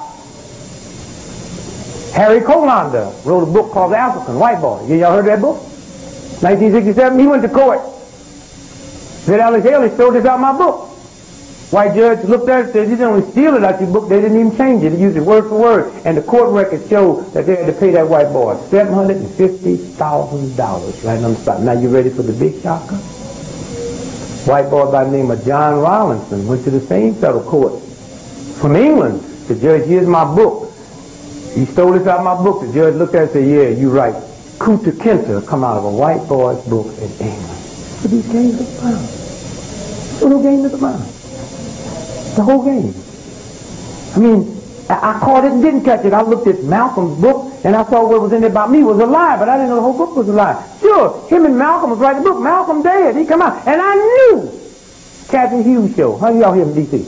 Cathy Hughes show, when I said the Cathy Hughes show last year this time, the movie can't come out until Alex is dead. Alex saw the movie 1 week and fell dead the next week in the airport. So he can't sit here to answer questions. The Undertaker said they ain't paid for the funeral. What do you mean they ain't paid for the funeral? Because he ain't getting no money. All he got was, let me get it right, the woman who owned Reader's Digest gave him $96,000 over 10 years. And McGregor, the senior editor of Doubleday, who's dead now, gave him he reversed it. McGregor gave him $96,000 over 10 years from Doubleday. Wallace, who owns Reader's Digest, gave him $56,000. That's all he ever got for it. It's not another nickel. Those are games they play. And that's how nasty and mean and vicious it is. And it ain't hard to do when they're in a coalition. Y'all did see Malcolm put his head down in the toilet? Y'all are beauticians and barbers. Do you know under what condition you could get one of your customers to put their head in the toilet? But yet they can get by with that. Why? Because we would never permit a white producer to show our brother Malcolm with his head in the toilet. But we let one of them chump, thug, niggas do it. And y'all really should have saw through it when Malcolm was in the hotel. I mean, I saw the movie. And the two white boys with FBI agents tapping his phone. Now remember, first, we looking at a movie. So they're not FBI agents, they're white actors, right? Hired by a black producer and black writers, right? So them white boys who's FBI agents on screen have to say what I put in their mouth, right? And after they sitting there listening to Malcolm, and you've seen a movie where Malcolm schooled white girl in the back of the car, where Malcolm snorted coke, he went to jail, and them two white guys looked at each other and said, Martin Luther King would make Malcolm look like a monk, a saint. Didn't that bother you? Do you know when Jack Kennedy was killed, Jackie got big bucks. Y'all know that, right? And all kind of jobs. Don't you know when Malcolm was killed, Malcolm had no insurance, plus Betty was pregnant with twins. You know she dropped them babies. Did y'all know that? And went on to school to get her doctor's degree. Raised her whole family, one of the finest educators on the East Coast, if not America, and there was no room in that movie to tell me that. Huh? What's wrong with y'all?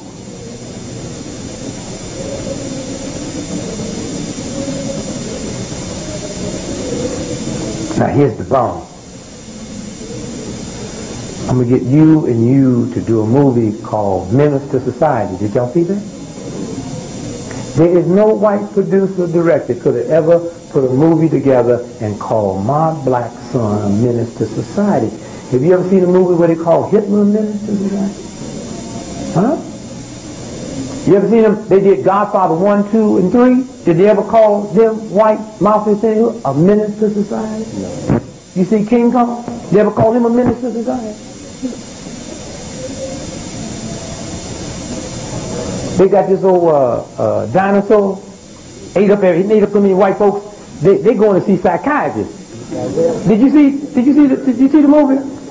Any of y'all seen the movie? Baby, I went in. How many of y'all saw the movie?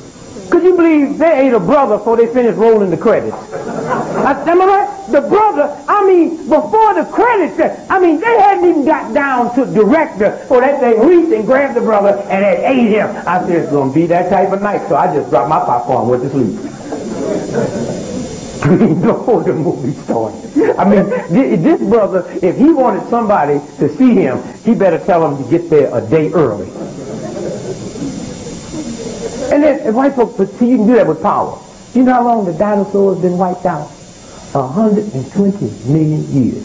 That was before black folks, before Uzis, before Bloods and Crips, before nuclear bombs, before automobiles, before white folks. If that dinosaur couldn't survive when there was nothing but fresh air and trees, it better not come back now. And Lord better not come into the hood. Because all you got to do is let the Bloods know what a dinosaur person go. How many of y'all saw Menace to Society? Now let me tell you what they did. Menace to Society takes place where? New York, L.A. Did they use any powerful, recognizable black actors? You know why? Because they wanted to look like a documentary. You know why? Because they had a job to do. It starts off, some brothers is robbing what? What kind of liquor store?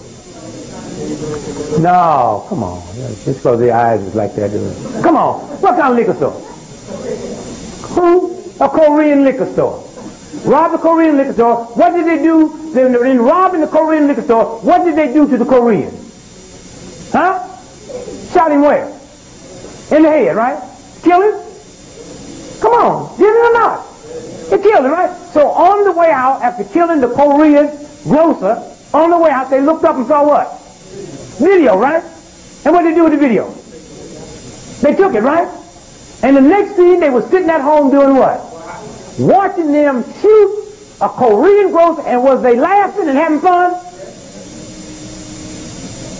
Don't y'all know what they did? A Korean woman shot a 15-year-old black girl in the back of the head in L.A. Y'all know about that? What did you say? Takashi Hardy, yes. And they reversed the whole thing. See how they do? All right? And when they got through showing that movie, when that movie goes out and go around the world, everybody that see that movie will justify what those cops did because they showed us as a menace to society. And once you see that movie, you would be angry that they found those cops guilty. Because, my God, because they showed us as animals. And they do that with a black director and a black producer. That's how they do it. And so I say to you that you all got to be very, very, very careful of how they do that. What's that there?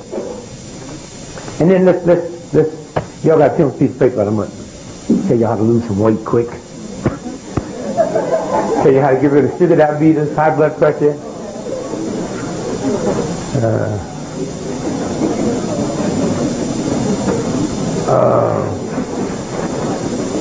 All right, here we go. Just take it out and hold it. No, just take it and hold it, because I'm not going to get to that part yet. We're going to get into it.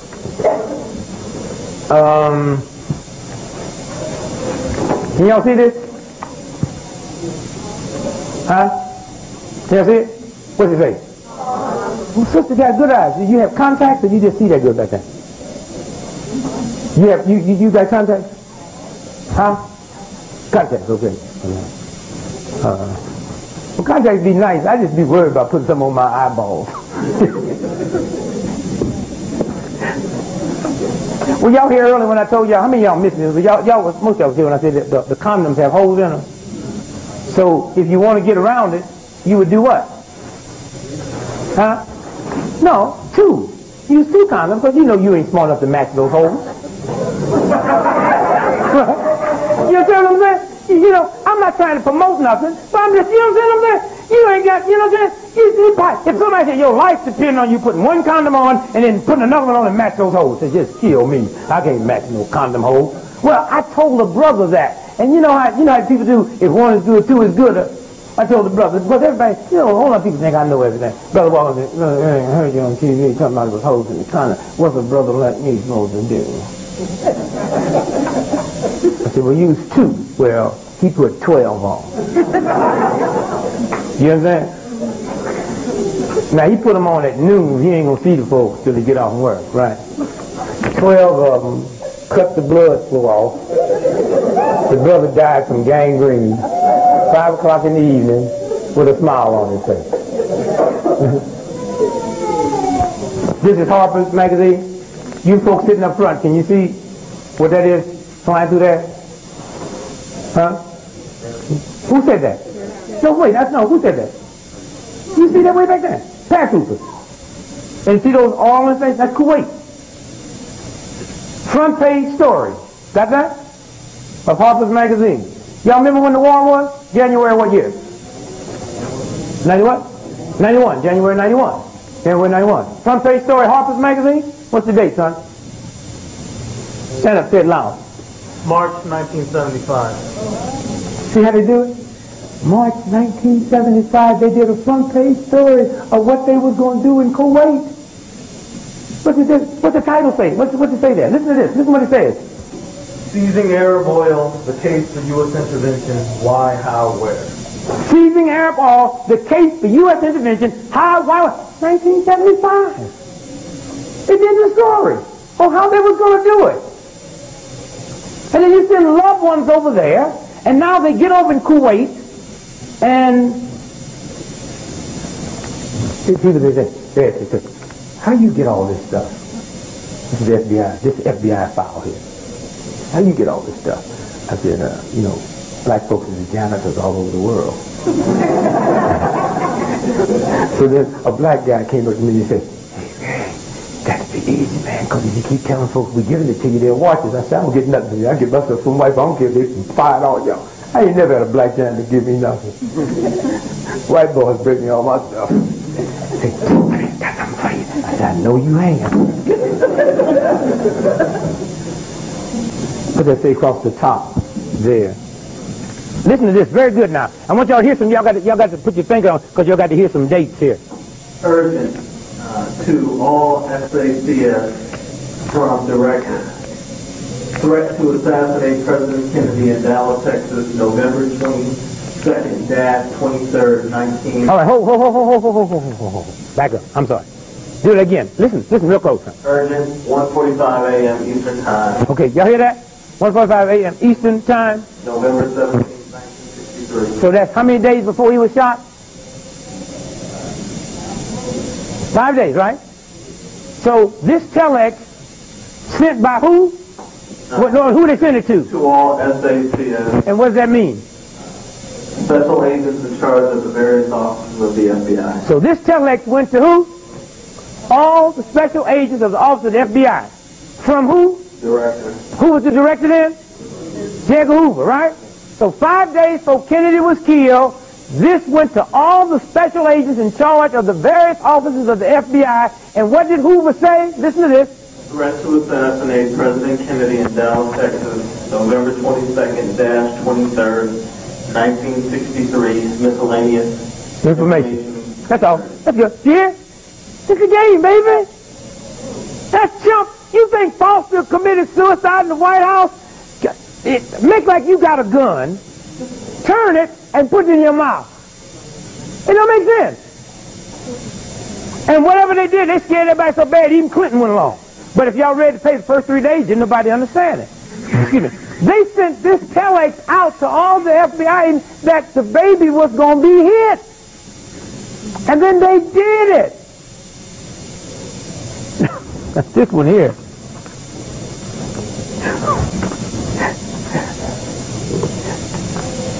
What's the date on that stuff? Yeah. And then we'll finish this up tomorrow. Hold it before you do that. Say. Every day. See, they got y'all believing that black folks is violent. It says, I'm going to give you the top nations in the world with handguns. Number 1, handgun death, USA, 8,915. Number 2 country, Switzerland, 53. Number 3, Sweden, 19. Number 4, Canada, 8, and they're right across the street from us.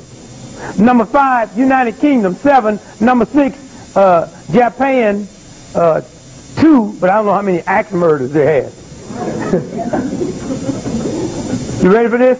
Most homicides are committed by friends and family members. And most of them is caused over arguments, not by robbery. Okay? And that's very important to know. Because that's how it happens. You get in an argument. And the next thing you know, and they got you believing about, these drugs, I don't know what we're going to do with these drugs. These drugs is such a problem.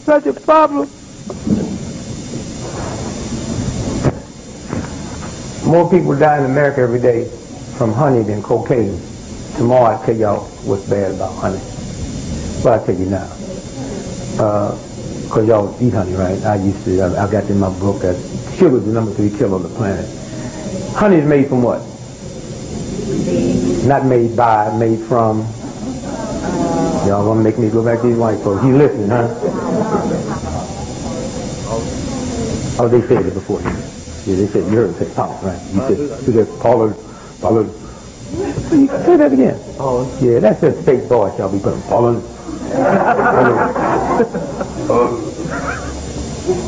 Before we do this, I'm going to show you something. I'm going to make you DuPont's son. Now, that's one of the richest families in the world. You know that. Well, why? See, white folks always don't listen. See, they're one of the biggest polluters. See, that's why they be messing with y'all all over the world. I say one thing and you're going to add some more to it. See that? So you DuPont's son. You are Rockefeller's daughter. You got that? You all are 17 years old. I'm going to make you white for a minute. Make you Melon's daughter. Now that's Super Bunny, Super Bucks. You got that? 3 richest white folks in the world. But you the children. Y'all been to the best schools in the world. You got that? Private tutors. All over the world. 17 years old. Y'all ready to go to college now. All right? But in order to go to college, you have to come here to the Bonner Brothers Convention and take a test from us. Right? Y'all ready? Right now, you have everything you ever wanted in life, right? All right? First question, what is a ham hock? See it? See that work? See that? You ain't rich and don't know what it is, right? So you know what happened if you Rockefeller. Okay, don't get upset. Don't cry. Don't cry. Y'all just missed one. Y'all got, you got one more to go. Got 2. You can get the next 2. You can go to college.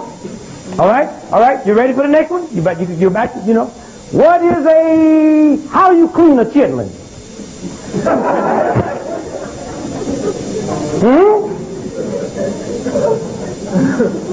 Dummies. Damn it. What's wrong with you? Lazy? You see what just happened just now? I gave y'all the wrong test. I gave you a test slanted to my culture. And if I'm stupid enough to think y'all dumb, well, that's what this white racist system is doing to black folks. They've been giving us tests slanted to somebody else's culture. And we black folks eat it up. We black folks let them judge our children with the wrong test. They're one of the richest white women in the world. Family been rich for 300 years, and she don't know what a ham hock is and don't know what a chitlin is. And because she missed them too, she don't qualify to go to college now. And we stupid enough to believe she does. That's the games they play. That's the games they play. What paper is that out? Listen. Think about this here. We all went to Kuwait. Let's make that. All of us went to Kuwait, right? Solomon, Americans, to the war, fought. Some got killed, some came back, right? Listen to this. Now, we are veterans. You got that? We live. We're veterans. Some of us wounded. Okay? Sit around.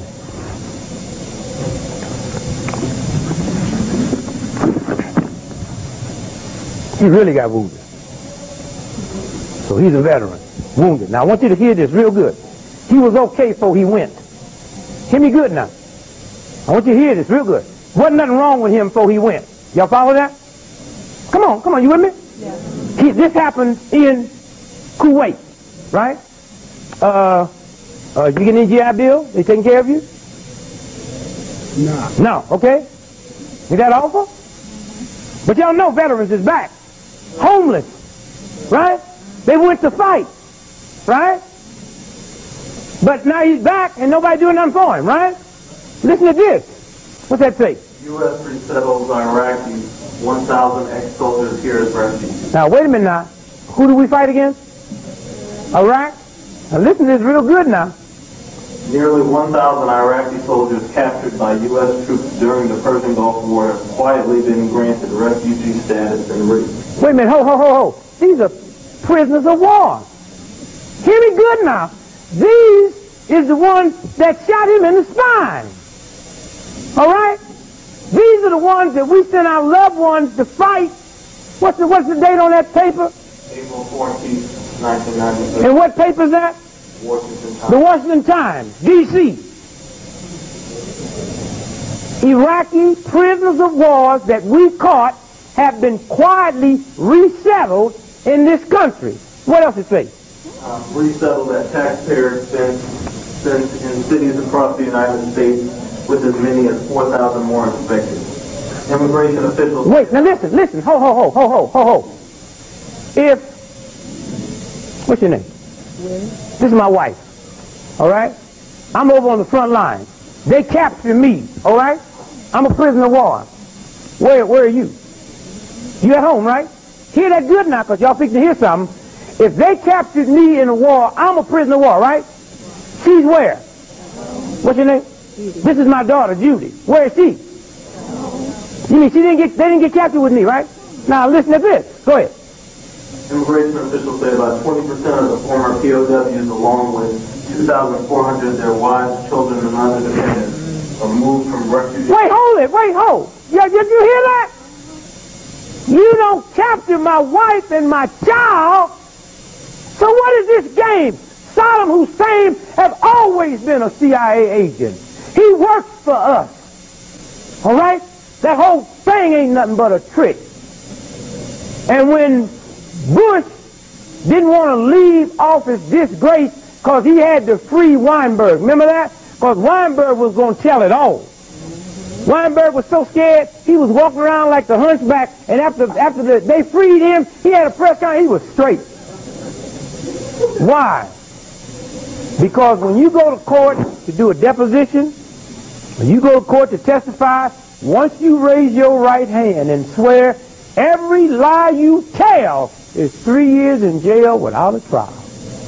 All right? Now, y'all can go one of them courts and play games if y'all want to for your friends. Every lie you told, no trial. But see, them white boys know that, and they ain't about to go to jail. And that boy was going to tell it all. So Bush pardoned him, and now Bush got to worry about his image. So how did he get around it? We start bumming what? All right. See how they do it? And his last 10 days in office, he was bumming all right. And so nobody ever thought about Weinberger no more. Now, see what kind of money they give him. Where that scratch it, down the bottom. What kind of money they... Listen what we giving them. Not him. Listen what we giving them. The former POWs and their families are entitled to Medicaid and welfare. Slow up. Wait a minute. What? Entitled to Medicaid and welfare payments, including aid to families with dependent children, cash assistance for employment and language training programs, and prepaid medical screening, health assessments, and other continuing health care services. Now skip here. Here. Go, don't stop. We don't stop. Go over there. What else they give them? The effort has included cost of government. This cost of government about $7,000 a year to support each refugee, and the effort has included finding housing. Slow. They find houses and do what? Providing rent, Rent? food, and furniture. Huh? Setting them up with social security numbers. Huh? Getting the children enrolled in school. What? Providing access to English classes and job training programs, and hooking them up with Iraqis already. Hold it. Veterans? Huh? See what the game is about? See what it's about? That's what this whole game is about somewhere.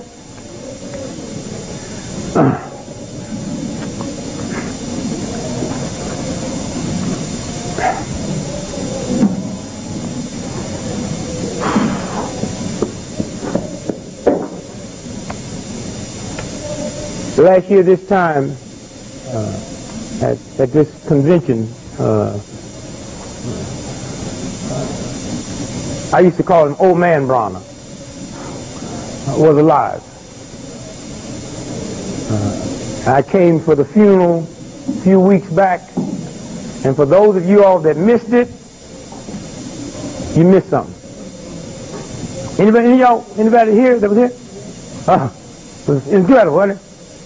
I mean, there have never been Stevie Wonder, Michael, there's never been a production that was as beautiful and as joyous as this funeral.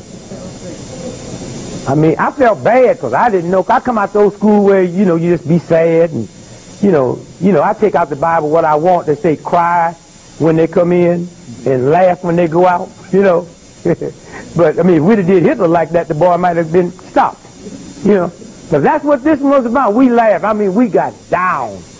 I mean, it was... Why? Because of the type of life he lived. I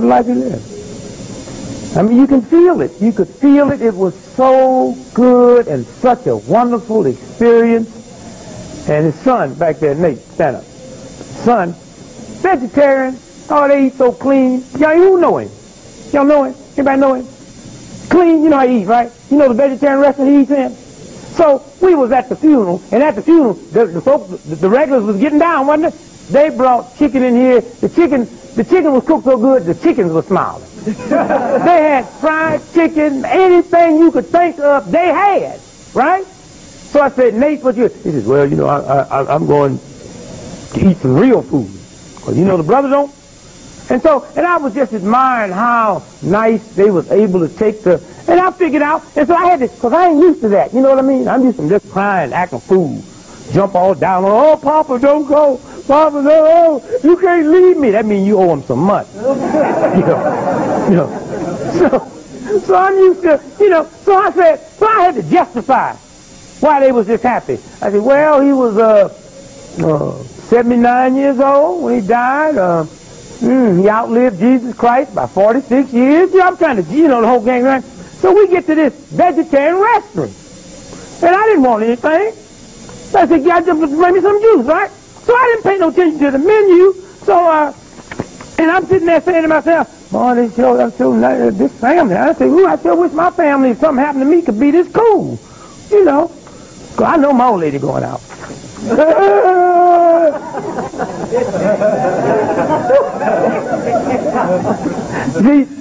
My children, they love. This is my baby here. They love their mama.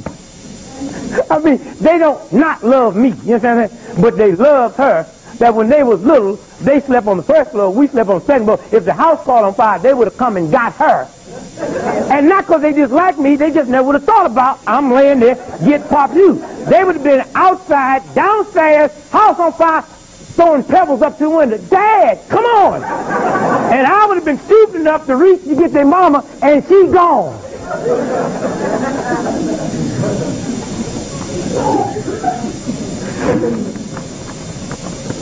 So we go to the restaurant, and this sure enough vegetarian. He said, I'll have the stew beef. And the next brother sitting next to him said, I have the duck. So I said, oh my God, maybe I should call their mother. I mean, I knew it. I know that family wasn't that cool. I know that boy. That boy been affected so bad by now he come over here getting him some beef. And and I was so nervous, I kept peeping up at it. So then I get the menu like I was reading, but I was peeping at it. They got this vegetarian restaurant where they have fake stew beef and fake duck, huh? What's the name of the restaurant? Coogee. Okay. Yeah. He tell you the address, everything. Okay? You going by there and get some of that fake? I'm vegetarian. You vegetarian? Well, why don't you say vegetarian? Don't need no fake nothing. Why you want fake? Well, I just okay. But it was a great, and for those of you that wasn't there, believe me, it was a celebration. It was a celebration. And the spirit that he put out there with the family, well, y'all know that, y'all. You go down to that room downstairs, and it's people on top of people, but nobody steps on nobody's foot, nobody bumps into nobody. Y'all know what I'm talking about? There's a love and a joy. And also remember, 46 years ago, before y'all was born, when black folks didn't have nowhere to go. Think about that. The major businesses we had was funeral home. Didn't have that many. Okay, wasn't that many churches. There's many churches, wasn't that many. One preacher per church, right? So where were y'all? Beauticians? Tend to a shop, some of it? Barbers? All right? Y'all had no place to go. They come here with dignity. And that's what this is about. And younger folks that's coming here, this didn't just happen because we got options to go anywhere we want to go now. But back then, there was no place you could go. You had to come here with your money to get dignity. Some place to go. And so I just want to just special say to you that was not there, what a great funeral. We'll talk about it some more tomorrow. We're going to close now. I want this brother to say something to you. Before we do that, if you have high blood pressure, sugar diabetes, anything, 9 times out of 10 is because you're putting something in your body wrong or you're not putting something in. Now, when I say not putting something in, most of the things you're going to die from, regardless of what they call it, comes from lack of drinking water. It's called dehydration. Now, if y'all want to have some fun, don't take my word for it. Y'all want to have some fun,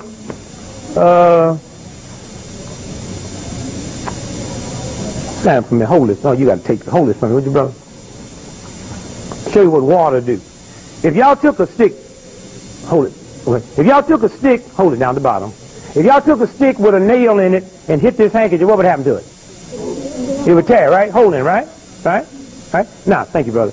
If you threw this in a bathtub of water and you took a stick with a nail in it and hit it, what would happen? Okay, see what water do?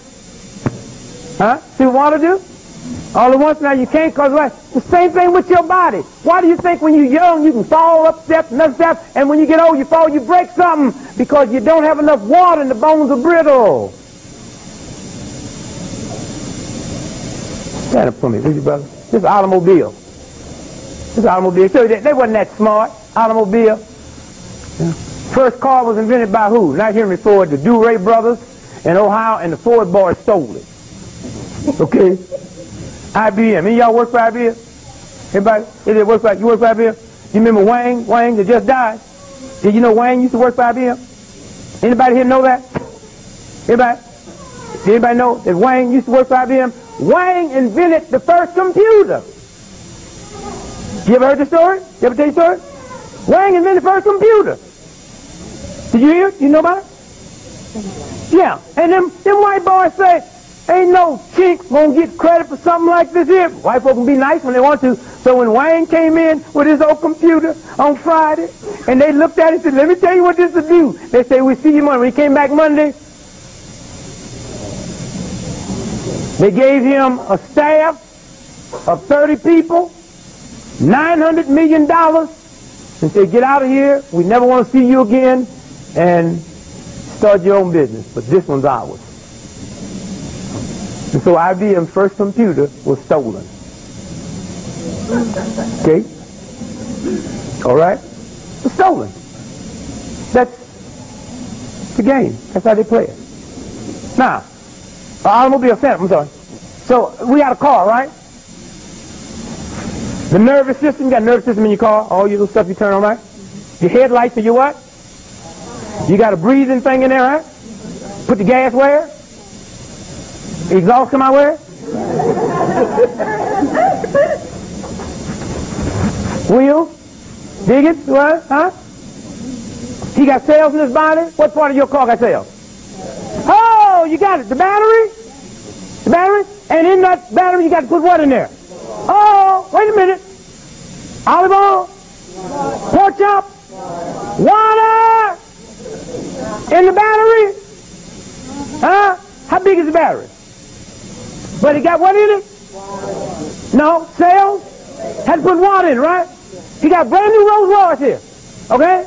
Brand new engine, brand new motor, headlights, everything. We don't put enough water in the battery. What happened? You mean the whole car won't run? No. Thank you. Did you hear that? Did you hear that? If I don't put enough water in the battery, which have cells, once those cells get deprived, it will shut the whole system down. Okay? Did you hear it? Y'all gonna play y'all's game if y'all want to. You drink your Pepsi Cola and your Coca-Cola and your Kool-Aid and your light Bud if you want to, but I tell you what you do. Next time you have a Pepsi, put one in your battery. Next time you have a light Bud, put it in your battery and see how long that car works. And what I'm saying is to you, hear me good now, because what I'm fixing to tell y'all is going to be critical. Why? You see this health plan they're working on? Did you hear what they just said now? We're going to postpone it maybe a couple of years.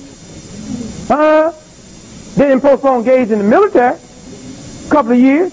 And you know why I be so mad about the gays in the military? Because when I went in the Army, I saw them white boys over there talking. I didn't want to go. They brought me in kicking and screaming. I didn't want to go. And I saw some folks over on the other side doing some strange things. I said, what they doing? The guy said, we are, they filling out that chart for gays in the military. I said, what do you mean? I said, well, if you say you're homosexual, they won't take you. I said, if you say what? Okay, let me back and come in. I came in with my patriotic John Wayne walk. Give me my gun. Let me get to him. I'm sorry, I could have gave 5 lives. What's this piece of paper here to fill out?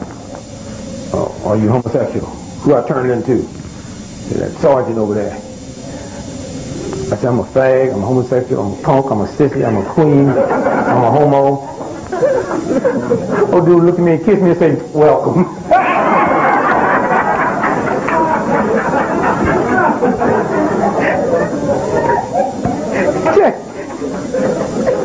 These folks sitting around here now, under this, these people that did, don't ask, don't tell. Them white folks stupid enough to make that work. Don't ask, don't tell. Let me tell you white folks something. It don't work. We tried it 100 years ago. No, we did. We tried it. In the South, we went to vote. The white folks sitting behind the table didn't ask us if we was black, and we didn't tell them. You know what happened? We still didn't get the right to vote. It don't work.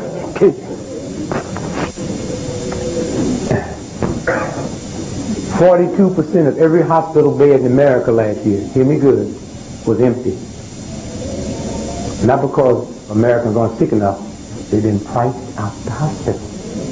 So what does that mean? That means in another 8 years, 98% of all the white hospitals will be closed. So where do you think you're going? Huh? And y'all be sick and brag about, yeah, girl, sugar diabetes, run my family. See the brother standing on the corner. Oh, yeah, man, I got it. You see me migraine headache running my family. You know why? Because the diet runs in the family. Change the diet, sugar diabetes, leave. Increase your water. Y'all got lower back problems? It's like a drinking water. Gallstones, kidney stones, like a drinking water. That's what the game is about. Try it. You got to drink 8-ounce glasses of water every day. Every day. Every day.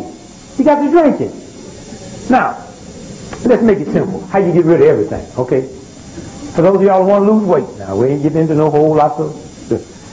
Here's what it is. Now, don't ask me no questions, all right? Because when you start that question, you don't want to do it. I say, take some rice. Then they try 12 types of rice. Somebody hit me today with some rice come out of India. Is it okay to fix the Indian rice?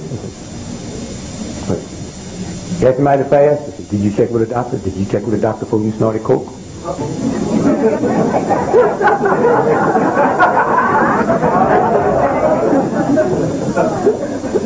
Tomorrow, what time we go tomorrow? Same time, 2.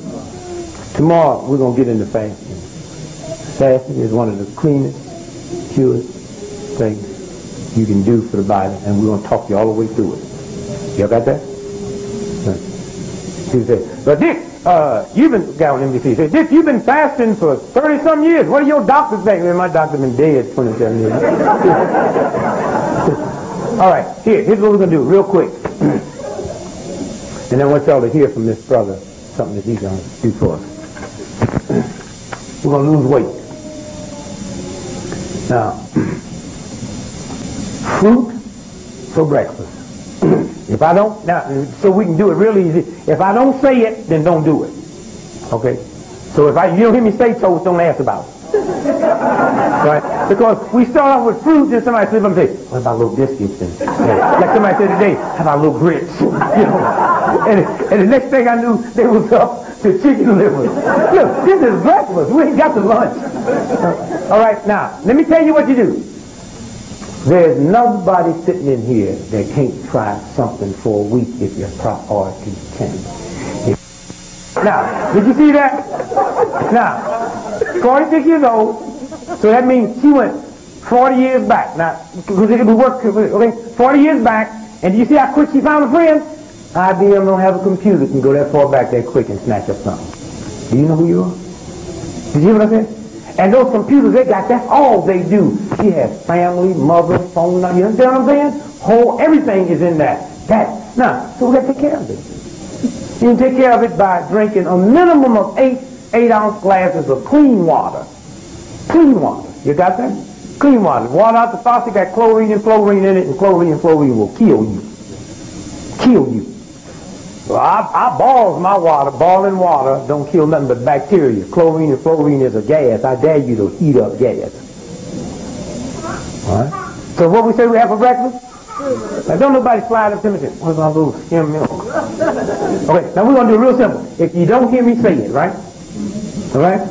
Because, briefly, catch this. Y'all know we all electrons, electrical energy. You aware, sister, that you see me upside down, I see you upside down? Who in here know that? Okay, because this is not your eye. Your eye is back here. So this is condensed and it flips it back. That's how they trick. That's why you think you see in one mode. That's why they can take a Malcolm move and you think you're looking at one thing and you see in something else. And there's a saying in that Malcolm movie, say, no more Malcolm X t-shirts, no more Malcolm X X's. And you don't see no more. All right? You don't see no more. Okay? And so this here go flip back. But we are billions of electrons. Now electrons deal with what? Negative and what? The negative is called acid. The positive is called what? Alkaline. Come on, give it to me now. The negative is called what? And the positive is called what? And if I had a glass of acid here and it was purple, once I mixed alkaline in it, it would turn what color? Who's that heard it? Clear, white. Because acid and alkaline neutralize each other, right? So every time I eat a protein, in order to break it down, I put acid, create acid, right? So every time I eat a starch, which is potatoes and bread, I break it down, create alkaline, right? So once I eat a protein and a starch, I put what in my colon? Acid and alkaline neutralize, shuts the system down. That's why when you go to the best restaurants in the world, they don't sell sandwiches. That's why nobody eats fried chicken but a food. Why? Chicken is protein. The batter you roll it in is what? See how that works? See how that works? That's why when you go to where the good restaurants are, it's baked. Because I don't have to put that. Don't make it good, but it makes it better than what we got. You don't mix starch in. Wait a minute now. So that means you can't eat beans and what? But you know, somebody told me, you got to be wrong. In South America, that's their basic staple, and that's why they dirt poor. I tell you what, you go to South America tonight and have dinner with one of them heads of state. You think they eating beans and rice? You think the head of Mexico is eating beans and rice? No, it don't work. Okay? Now tomorrow we get into what we call the biological clock. When you're supposed to eat, when you're not supposed to eat. But right now we're just going to do it simple. Because I know y'all don't want to hear none of that. You just want to know, can I get in this skirt by Tuesday? Can I have this suit in time to get in so I'll let it out as far as it'll go. One more opening up and I'll have on a blouse. And that's something else we're going to have to start doing as black folks. We're going to have to get our own tailors. What's your name, sir? Here. Come and sit in a minute. So how tall are you? 5'11". He's 5'11". I'm 5'10". See, we're not good athletes because we're black. We're good athletes because white boys got long bodies and short legs. Black folks got long legs and short bodies. So if they making my suits for me, the coat fit him and don't fit me. Okay? Now look at it again now. We ain't better athletes. Alright? It's different. See there? See the difference? And yet he's taller than me. Thank you. Okay? That's why when white folks say, niggas is monkeys, I say, gorillas, I say, wait a minute now.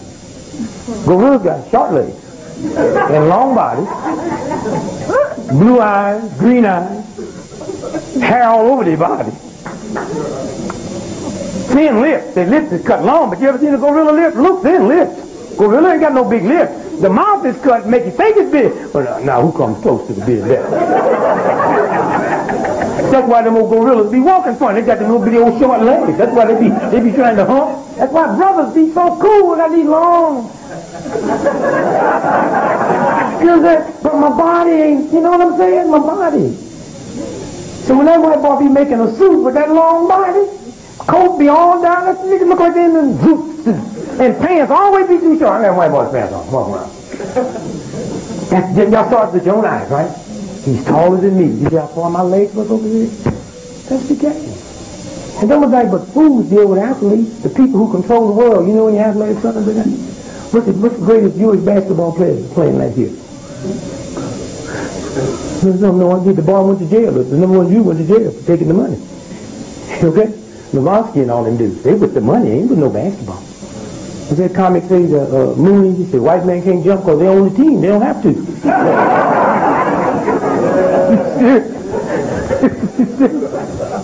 All right, here we go. Here we go. Weight loss, fruit for breakfast. Also come out sugar diabetes, high blood pressure. Fruit for breakfast. All you want to eat. Why? You eat the food. Stand up for me, sister, please. You gonna eat. Just take it off. You eating it. Make like you eat. Just hold up. Throw it in the feed. You eating it. You eating it. Come over here so you can be on TV. All right. It's going all the way to Russia. Right there. All the way to Russia. Show me. The Russians think that black women really feel she eating a pencil. That's what they want to say. We don't care what them white folks say. They ain't got no arm. They got a white boy up there on that moon thing. But there's a white boy up there in Russia sitting up there in that space festival. They ain't got no country to go to. Okay, now you eat it, right? Now she eats it, it goes into the digestive system, right? It turns into what? All the solids she eats will come out of where? Come on. Huh? Yeah, what?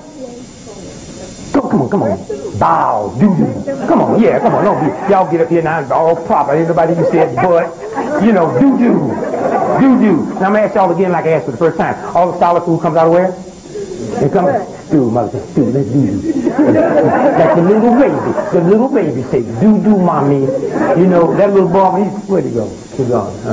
If he'd walk up and he say, "Stoo, Poppy," I'd have sent him back, baby, because I know the boy gonna be weird, Okay, now we got doo-doo. Okay, it's all solid. Is that agreeable? All solid comes out. Okay, all liquid comes to what? Yeah, pee-pee, that's right there. It's going to be that kind of day, pee-pee, I think you're talking about the dude I'm going to call it with you, wee Jones, Okay, y'all got that now? All right, y'all follow, can we agree on that? All solid food come out? And all, what? All right, give me what's your name, Susan? We're going to make a 2-month-old baby, 2 months, she ain't had nothing but what? But got a diaper full of what? Oh, so now we got to blow that theory. See what happened? You hear what happened? Did y'all follow that? Yeah. Here's a baby ain't had nothing but liquid, but got a diaper full of stool. So that theory goes out the window.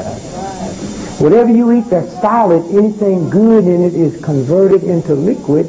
Anything liquid you eat, anything bad in it is converted into solid. Okay? So anything come through the bowel is filth and trash. I don't care how hard it is. Bread. If there's anything good in bread, that goes into the liquid. All right? Thank you, dear. Now, Now. She ate the food, right? Now it turns into liquid, right? Now, after it turns into liquid, it turns now into electrons. Okay? Negative and positive electrons. Called molecules. Right? Now, the molecules move into a system and give her strength and what? But in order for the molecules to move into the system, they have to bump into a thing called enzyme. So everything she ate here just now, be it chicken, fish, all right, carrot, corn, it had its own enzymes until you did what to it? Once you cook it, you destroy it. Once you freeze it, you destroy it. That's why we so overweight. The enzymes is not there to break down the molecules. So then if the molecules can't break down, then they store themselves in the body and convert back into fat. Now I got to get the fat off, y'all. How do you think I get the fat off, y'all? It turns back into what? Turns back into molecules. Now if it turns back into molecules, it got to bump into a what? The best enzymes you can get come from fruit. So now you see why we're going to eat nothing but fruit for breakfast, because y'all got some molecules been locked in y'all since y'all was children. We're trying to find some molecules. They can't find no molecules. And you just sitting there getting, and I don't know why I'm getting so fat. You ain't got no enzymes. All right? Does that make sense? All right, thank you, ma'am. Thank you very much. Okay, now you got that? So we're going to eat fruit for breakfast, nothing else. Now tomorrow we'll talk about why fruit don't start the digestive system to work. And the Muslims must be doing something right. You see them? No bumps on their face. Eyes white. Smooth, right? You ever see them in the summertime? Temperature 142 degrees. They got that little funny haircut, bow tie, some winter suit on, and then niggas ain't even sweating. Am I right? They don't be sweating. Got them old 10-year-old papers. You ever look at some of the dates on them papers they be selling? But niggas are buying them and scared to take them back. So, oh no, I was trying to find me a 1957 Muhammad speech. Thank you very much. You ever see niggas walk up to your car and say, how you scared of black folks? And they put that in, niggas be buying the paper, don't even want. Oh yeah, I take it. I take it. Be scared to even wrap fish in it. What's that you got? I don't know. Some paper. That's on the paper everything, you got no advertising in it. But the good part about the paper, you get one 10 years old and read it. If you don't look at the date, you think they wrote it today. All right. So now, fruit for breakfast. Now let me tell you about a fruit salad. Stand up for me, will you? No, stand up. Ain't nobody. Scared. Scared. Let's turn around. Like here. If I cut her wrist, what happens to her? It bleeds. And after about 5 hours, what happens? She dead. Probably before that, but she'd be dead before that, right? Thank you. If you cut an orange or an apple or a pear or any fruit, it bleeds. So anytime you cut up fruit to take to work with you, once that fruit's been cut up longer than 20 minutes, all the nutrient value is gone. Okay? Gone. All right? So all the old fruit salads and stuff don't work. So what do y'all got against eating the pear? Okay? Or the plum? Or the watermelon? You know, and watermelon kind of weird. You ever see them, the white folks do them funny watermelon jokes about black folks? Come listen to me good now. You see them? All those cartoons with the big red what? Big red lips? Are they men or women? Think about that. It's always the black man. Did you know that? Because the watermelon thing is a sex thing. See, back in those days, white boys screw watermelon. Inside of a woman's leg, if you open up and look inside, what color is it? Come on, move with me now. Come on, move with me now. Because if you don't move, it gets vulgar. Inside of a woman, if you open up her legs and look up there, what color is it? What color is inside of a watermelon? All right, so that's why he made that whole sex thing and then put on me. That's why you see them old nasty pictures of black men in a watermelon. It's a whole sex image. We don't know nothing about that because we don't do that. Okay? That's the game that they play. But I'm saying once you cut a watermelon, once you go to the store and buy a watermelon that's cut, you just eating a game, a trick, because all the nutrient is gone. And what we're doing now, we're trying to talk about how you stay healthy. You follow me? Now, we gave you some information, right? We've had fun today, right? Now, in the next 2 minutes, this is all you need. Want to be healthy, want to know how to lose some weight. Health weight. You know, say, girl, you don't do nothing but yo-yo. I'd rather yo-yo than keep it. Okay? And a lot of y'all got weight on y'all. See how y'all thin compared to her. Y'all remember Walter Hudson? His right knee was 56 inches. And everybody that's overweight said, girl, if I just lose the weight, I could get me a man. You know how many thin women committing suicide while we hitting out because they can't get a man? Don't blame that on weight. Don't blame that on weight. You understand what I'm saying? Oh, if I just get this weight, my head will stop hurting. It might not be fat. It might be a brain tumor. Girl, my stomach's been so, I've been having this stomach ache. If I just lose 200 or 300 pounds, it might be cancer. So we blame everything on weight because we believe it's the weight that's doing it. It might not be. So fruit for breakfast, any kind you want. Fruit for lunch. Got that? Any kind you want. Enzymes. Don't kick the digestive system. Now let me tell you something good about fruit. If you eat some fruit right now, it'll stay in the upper colon 22 minutes. How long? It'll stay in the lower colon 22 minutes. How long is that?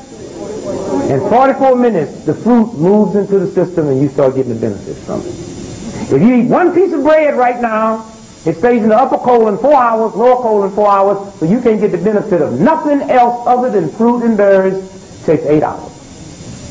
And that whole system is working for 8 hours. So, if you're sick,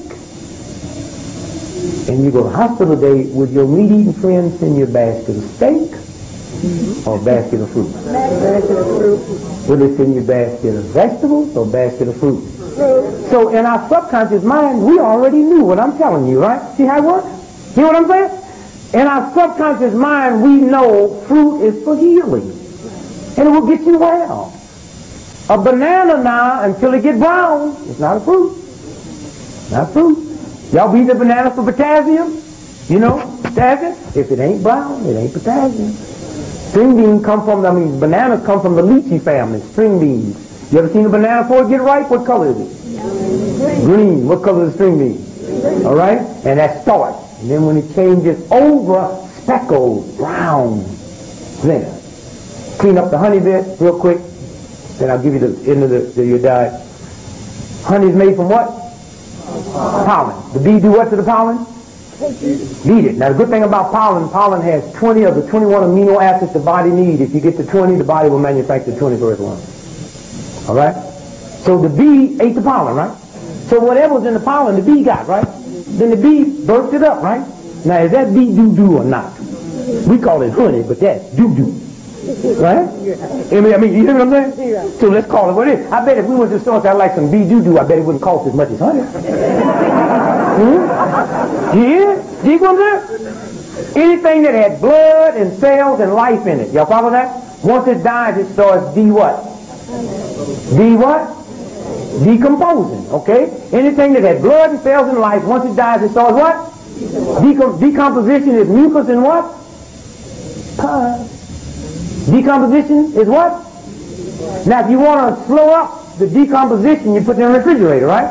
You want to speed it up, you put it in a what? Incubator? What's your belly? So then when you put what you call a steak in your body, you're really putting mucus and pus, right? All right? So the next time you go into a restaurant and the waiter or the waitress, you know, some of the waiters try to be cool, you know. Or the waitress really trying to be cool, you know. You can't be cool if you're working. You know, Queen Elizabeth, she's ugly, but she's cool because she don't work. You know what I'm saying? That's why you don't think Queen Elizabeth would stink up a toilet, but she farts just like you do. There is no queen fart. Farting is farting, you know, but they will not tell the queen she farted, because if the queen had clapped, they wouldn't dare tell her. So you have a vitamin deficiency, we must give you a shot, old queen lady, because she'd kill them. I have what? You know? So now, we go. You follow this now? He'd be funny, like sitting in the audience. I know some of y'all have farted since y'all been here. I know you have.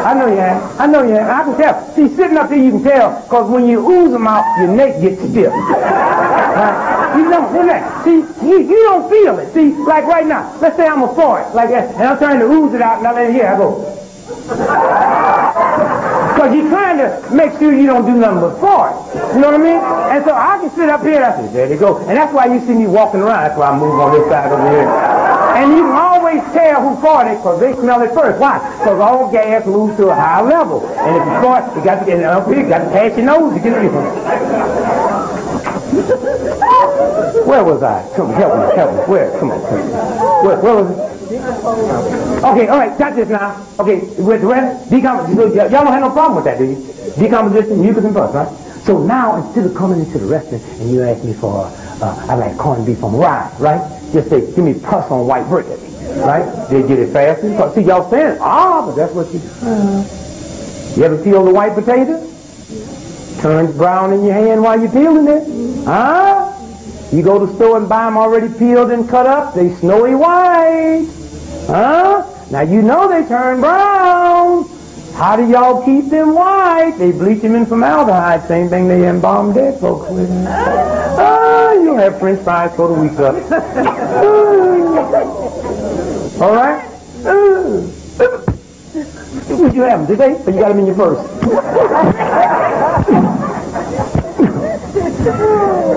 All right, here we go. Now, if you keep your pen, run with this now. All right, so we got through breakfast. Isn't that simple? Simple? Nothing? All right. Now, the bowels have to stay open. You have 38 feet of intestine. Did y'all know that? With a hole in it that big. On the American diet at 19, the hole is that big. Okay? Now you got to open that up. Colon cleansers. You want to do it quick? Colonics. I may have heard of colonic here. Go get your colonic. I take an enema every day. Yeah, why are you frowning then? You frown. So check this out. 1, 2, 3, 4, 5 of us. One of us is a fool. We ain't going to say she is just to begin. We ain't going to pick on her. One of us is a fool. You got this? Follow me quick now. You got it? Come on, knowledge, yeah, come on. All right, we're going to Buckingham Palace. Queen Elizabeth has sent for us. Got that? Now, before we get there into the mansion, we will find out which one's the fool. All right? All right, we get to Buckingham Palace. Queen Elizabeth leads out the window and says, I'm just finishing up a meeting. If you only mind waiting out there for a minute, because I really want to spend the rest of the day with you. That's nice for the Queen to say, right? So all at once, the brother here starts looking at the trash can outside, the garbage can outside the palace, right? So then the Queen said, okay, y'all come on in. So we said, come on, let's go. And he said, no. I want to stay down here and wash the trash can. The garbage can. Now, we know who the fool is, right? Because you got to be a fool to watch the garbage can and miss the mansion, right? I mean, is that agreeable or not? Is that agreeable or not? So when I see the sister walking down the street, say, "Ooh, she sure got a fine butt," and I'm watching that, is that what the doo-doo is or not? Now, if I'm busy looking at that, I miss the mansion, right? And the bigger the booty, the more the doo-doo, right? And yet we say, "Ain't she fine?" How can more doo-doo be fine? You hear that movie they did, more money, more doo-doo. So you got to get it out. Get it out. So I take an enema every day. Fill up the bottle. You know, the big red bottle. And men now, y'all be careful, because that red one, they got 2 syringes. One for the douche. You put the douche one on and enjoy it. Then your lifestyle will change. Clean it out. Clean it out. I cannot tell you how important cleaning this system out. You ever pass in the cities when they clean out one of them sewers and see all that sludge? You got it in you. You have it in you. And that's what life is about. Do you believe God is so cruel that God would put trees here that live 1,000 years and we die in less than 100? You think that God? Or do you think I'm better than the tree? You think he's better than the tree? Then what are we doing wrong? Then we just take care of the body. In the body. My God, know who you are. This is a Russian scientist. This is head of the KGB. This woman got all the money and all the banks in the world, but you know what they can't do right now? They can't make a scab. All right? They can't make a scab. Every time I cut myself, I make a scab. Don't tell me how important you are if you can't make a scab. And that's how I go all over the world. And everybody I see, you're important, make me a scab. You know something funny about a scab? I don't care how white you are, the scab is darker than you. I don't care how black you are, the scab is blacker than you. And then when I see that scab, I know my God is saying, my healing is taking place. Ain't got nothing to do with your insurance. You understand? Ain't got nothing to do with who your doctor is. Because none of them can make a scab. My scab! And then God lets you know when my healing is complete, because the scab turns into a what? Scar. So every time you see a scar, you know God has completed his healing. Hello? Hello? It's just as simple. The answer to all major problems is simplicity, but we can't make no money till we make it complex. You understand? And so now, say, Brother Greg, I got cancer. I could tell you what to do to cure it. You go home and tell your loved ones, nigga crazy. Say, tell me that. Say, tell you got cancer. Tell me that. Well, here's what you do. First you have to make it look like conspiracy. When you go home, take your 3 tablespoons of turpentine, 4 tablespoons of sugar, and then you have to find 1951 Chevy and get you some crank, all out the crankshaft, about 2 tablespoons, and mix that up and take it. You say, thank you, that sounds like it'll work. Why? Because we want to believe that we need to be punished because we violated our body. And punishment won't do it. That's what doctors do. They punish you. The symbol of a doctor is what? A crooked stick with a snake wrapped around it. Y'all didn't see through that one? I'm going to say that again. The symbol of medicine is a crooked stick with a snake wrapped around it. The word hospital is a Latin word. Didn't y'all know that? Do you know what that Latin word means? Huh? A place to die. Do you realize 85% of everybody that died in America last year died in hospitals? So they're just 15% off. So if you go to a hospital and live, you should sue them for malpractice. I came here to die. I came here to die. I said goodbye to my friends. How did y'all do this here to make me well? What is it? I can't tell you. Justice for health. Justice for health. I love that. Justice for health. Okay, now, here we go. Water. Got that? Fruit for breakfast, fruit for lunch. Now here's the big one. Rice. White rice or brown rice. Either one. Now, you can't eat nothing else but this here now. Follow me? Fruit, breakfast, fruit for lunch. Try 7 days, you'll be shocked. Because where you going now, you might lose 12 pounds a week. Y'all might be calling me and saying, I ain't got nothing I can get in you. I don't even look right naked. And you know when something's wrong with your body when you don't want to look in the mirror. When you got to get dressed to look in the mirror. You know what I mean? You got to put on clothes. You ever do exercise in the mirror and you put your clothes on to do exercise? And I tell people, if you haven't never done exercise in a long time, we should do exercise, physical fitness. And how many of y'all do exercise in the evening? How many do it just in the morning? How many do it just in the evening? Evening don't count. And if you don't believe it, you ever had a garden? Any of y'all had a garden? Try watering it just in the evening. In the morning, baby. There's something that because when the sun rises, your blood rises. And at 9 o'clock, your blood is here. And then it goes all the way up. That's why your highest number of high blood pressure, heart death happens between 11:20 and 12 and 5 minutes to 12. Then after that, it starts coming down. Down, down. That's why you're not supposed to buy shoes until when? No, 5 o'clock, because now it's down at your feet. That's why y'all notice you ever went in to buy them shoes and they feel so good, feel like you have to put them little things on them. And then that evening, when your old legs and feet and swollen up with the blood on it, you get out to the party 3 hours away from home and look like your shoes say, now get them. Okay, now y'all got that? Is that simple? As the sun rises, so your blood pressure rises. That's why in all your Muslim countries, they don't eat their major meal until 2 something. On its way down. See how it works? So if y'all going to work, you eat all that stuff in the morning, if the digestive system's working, then you eat lunch, digestive system's working, right? But now, see what happens this week when you get to eating that fruit. Works. Fruit works. And then fruit for lunch. Now the evening meal, you only eat 1 time. You eat all you want, but 1 time. And if what I'm going to give you now is not enough, then do the whole cup. You cook a half a cup of rice. And please don't ask me no questions after this, because I can't get no simpler than that. Food for breakfast, food for lunch, rice for dinner. And I said brown rice or white rice. So don't ask me about minute rice.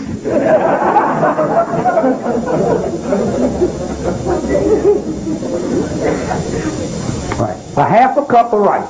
Now you know that makes a lot of rice. All right? All right. Now, the key I'm giving you, if that's not enough for you, then make a whole cup, but here's the key.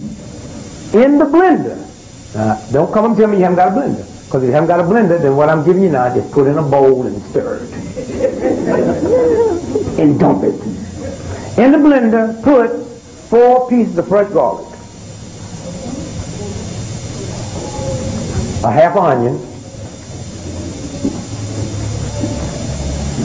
Soy sauce. 6 tablespoons of soy sauce. Onion, half of onion. 4 cloves of garlic. 4. Fresh. Don't come up to me talking about garlic sauce. 4 pieces of fresh garlic. Got that? A half of onion. Got that? Yes. Soy sauce, how many tablespoons? 6. Olive oil, 9. Rice breaks up cholesterol in the body, and olive oil breaks up cholesterol in the body. Garlic breaks up cholesterol, knocks down high blood pressure, and knocks down all the poison in the body. Onion breaks up all bacteria in the body. Got that? Mm-hmm. Okay. All right. Give it back to me. What you putting in the blender? Got it? Got it? Got it? Got it. Don't ask me about sugar,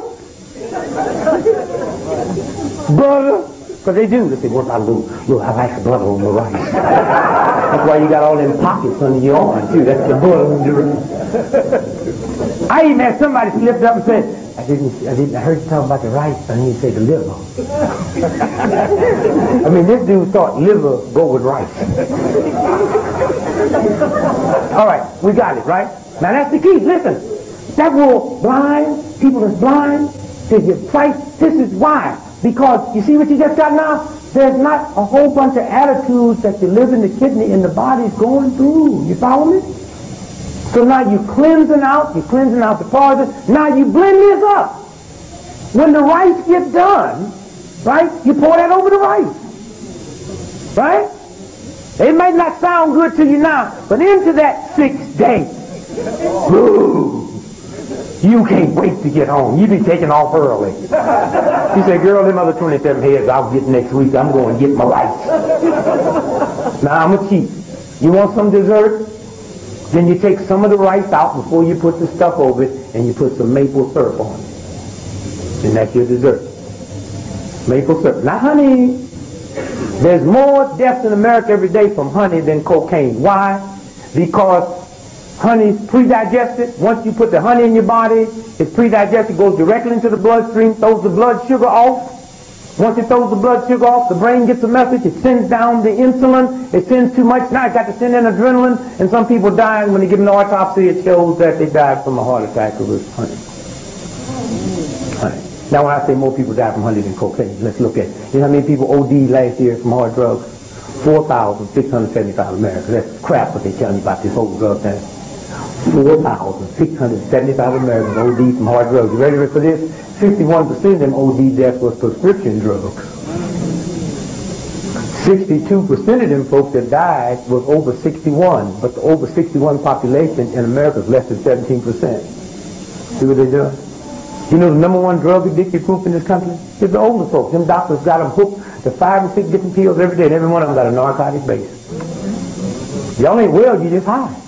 And look, these old folks are switching pills. They say, girl, you got to come out and try this purple one. Girl, you know, her husband Ralph, he's been dead since he was 15. Girl, I thought Ralph was home the other day. That was the purple. And she said, girl, I can't wait to get better because I've been looking for Rufus myself. And they be switching all this stuff. It's not funny, but it's sad. They switching pills because they drugs. They drugs. Girl, I'm 98 years old and my right leg hurts, doc. Doctor, well, don't worry about it just because you're 98. Sister said, my left leg is 98 and it don't hurt. Tell me what's wrong with this leg. And y'all got to stop going to the doctor telling the doctor what's wrong with y'all. Y'all paying, let them guess. Let them find out for themselves. Because y'all walk in and be, girl, my girlfriend said, doc, I think I need a hysterectomy. You check your insurance and say, you sure do. And I just told my old lady, if they ever take that out, baby, you better stay with it. No, don't come home without it. Well, I might be in an accident, and I wake up, they took it out. Well, just bring it home with you. She really got me. What am I going to do with it? Put it up on the wall next to that moose head there. You women, y'all be suckers for doctors. Say, I got something wrong with my breast. Give me that kidney. Take it off. I'm dripping. Take it off. Hey, babe, if I get clapped, you think you're going to cut my thing? Oh, no. Deal with the infection. But you would cut this off, then you'd be showed up in trouble. Why y'all give up these parts so quick, baby? Keep them. They're yours. All right, y'all got that now? Now, you can only eat once. Eat all you want. Chew it real good in the best way. You really want to lose some weight.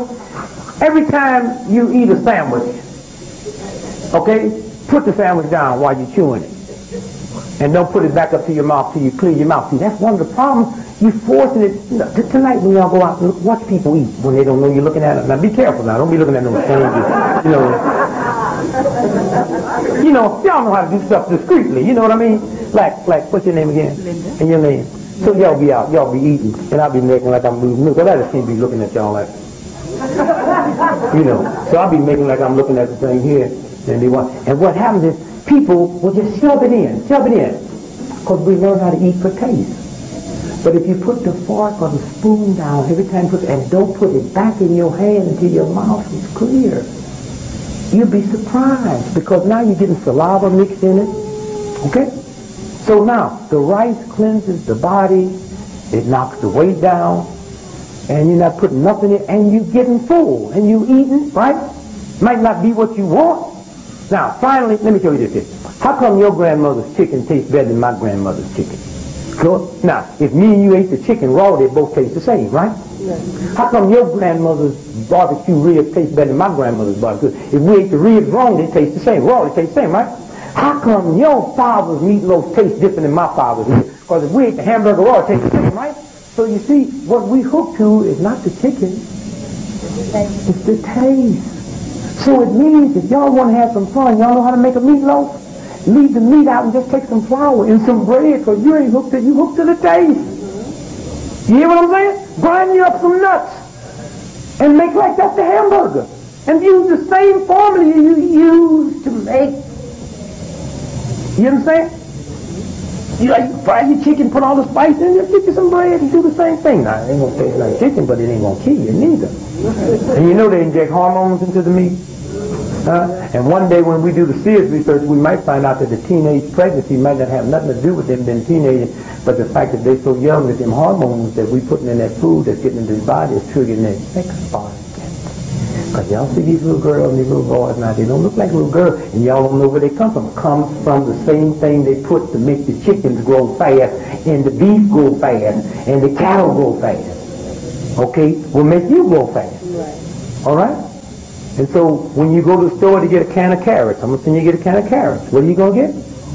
And you look at the word called ingredients, right? And there's 15 other words on there, right? But y'all went to get carrots, right? But there's 15 other words that say ingredients, and 12 of them y'all can't pronounce. So one day we're going to sit aloft. I can't pronounce it, I'm not going to eat it. They never get to be fun, right? All right, so we go now, and tomorrow. Y'all got that? Now, I want you to hear these facts. In America, there's about 12 million black men. Repeat that, because I want you to remember that. Of which 1 million is in jail or some type of supervision. Let me hear you. 1 million is in jail. Now, America's a country, right? Africa's a continent, right? On the continent of Africa, there's 700 million black Africans. Almost a billion, right? You know how many of them in jail? Less than 400,000. Okay? How can a billion people have less than 400,000 and we just have 12 million and have millions? Why? It's so little less? Because you don't jail your own. I'm not in jail because I'm a criminal. You don't jail your own. I don't know where my son went, but I mean, I'm not looking for him. He's back there, let's say. But if my son took out a gun and killed anybody in here, please believe me, I would not use money and position to help him beat the case that he murdered you. You follow me? But hear me good now. But you can damn sure bet that he ain't going to the legislature to kill him. See how you feel about your own? All right? So regardless of how black he is as a judge, if he sits with a white mentality, right, then he judged me through the eyes of a white racist system. That's why we in jail. All right? That's why we in jail. That's why the mafia that do more dirt in 5 minutes and never see a day in jail. And I'm on my way to do something and get busted. That's why the white boys that went into 2 post offices, remember 2 different post offices 6 years, wiped them out, and the evening headlines say stress and management caused it. So you feel about you. And so we will tomorrow at 2 o'clock we'll talk about fasting, and we'll go over this. And let me tell you what I'll do. Tomorrow, I guess tomorrow what I'll do, this I gave you, I had it really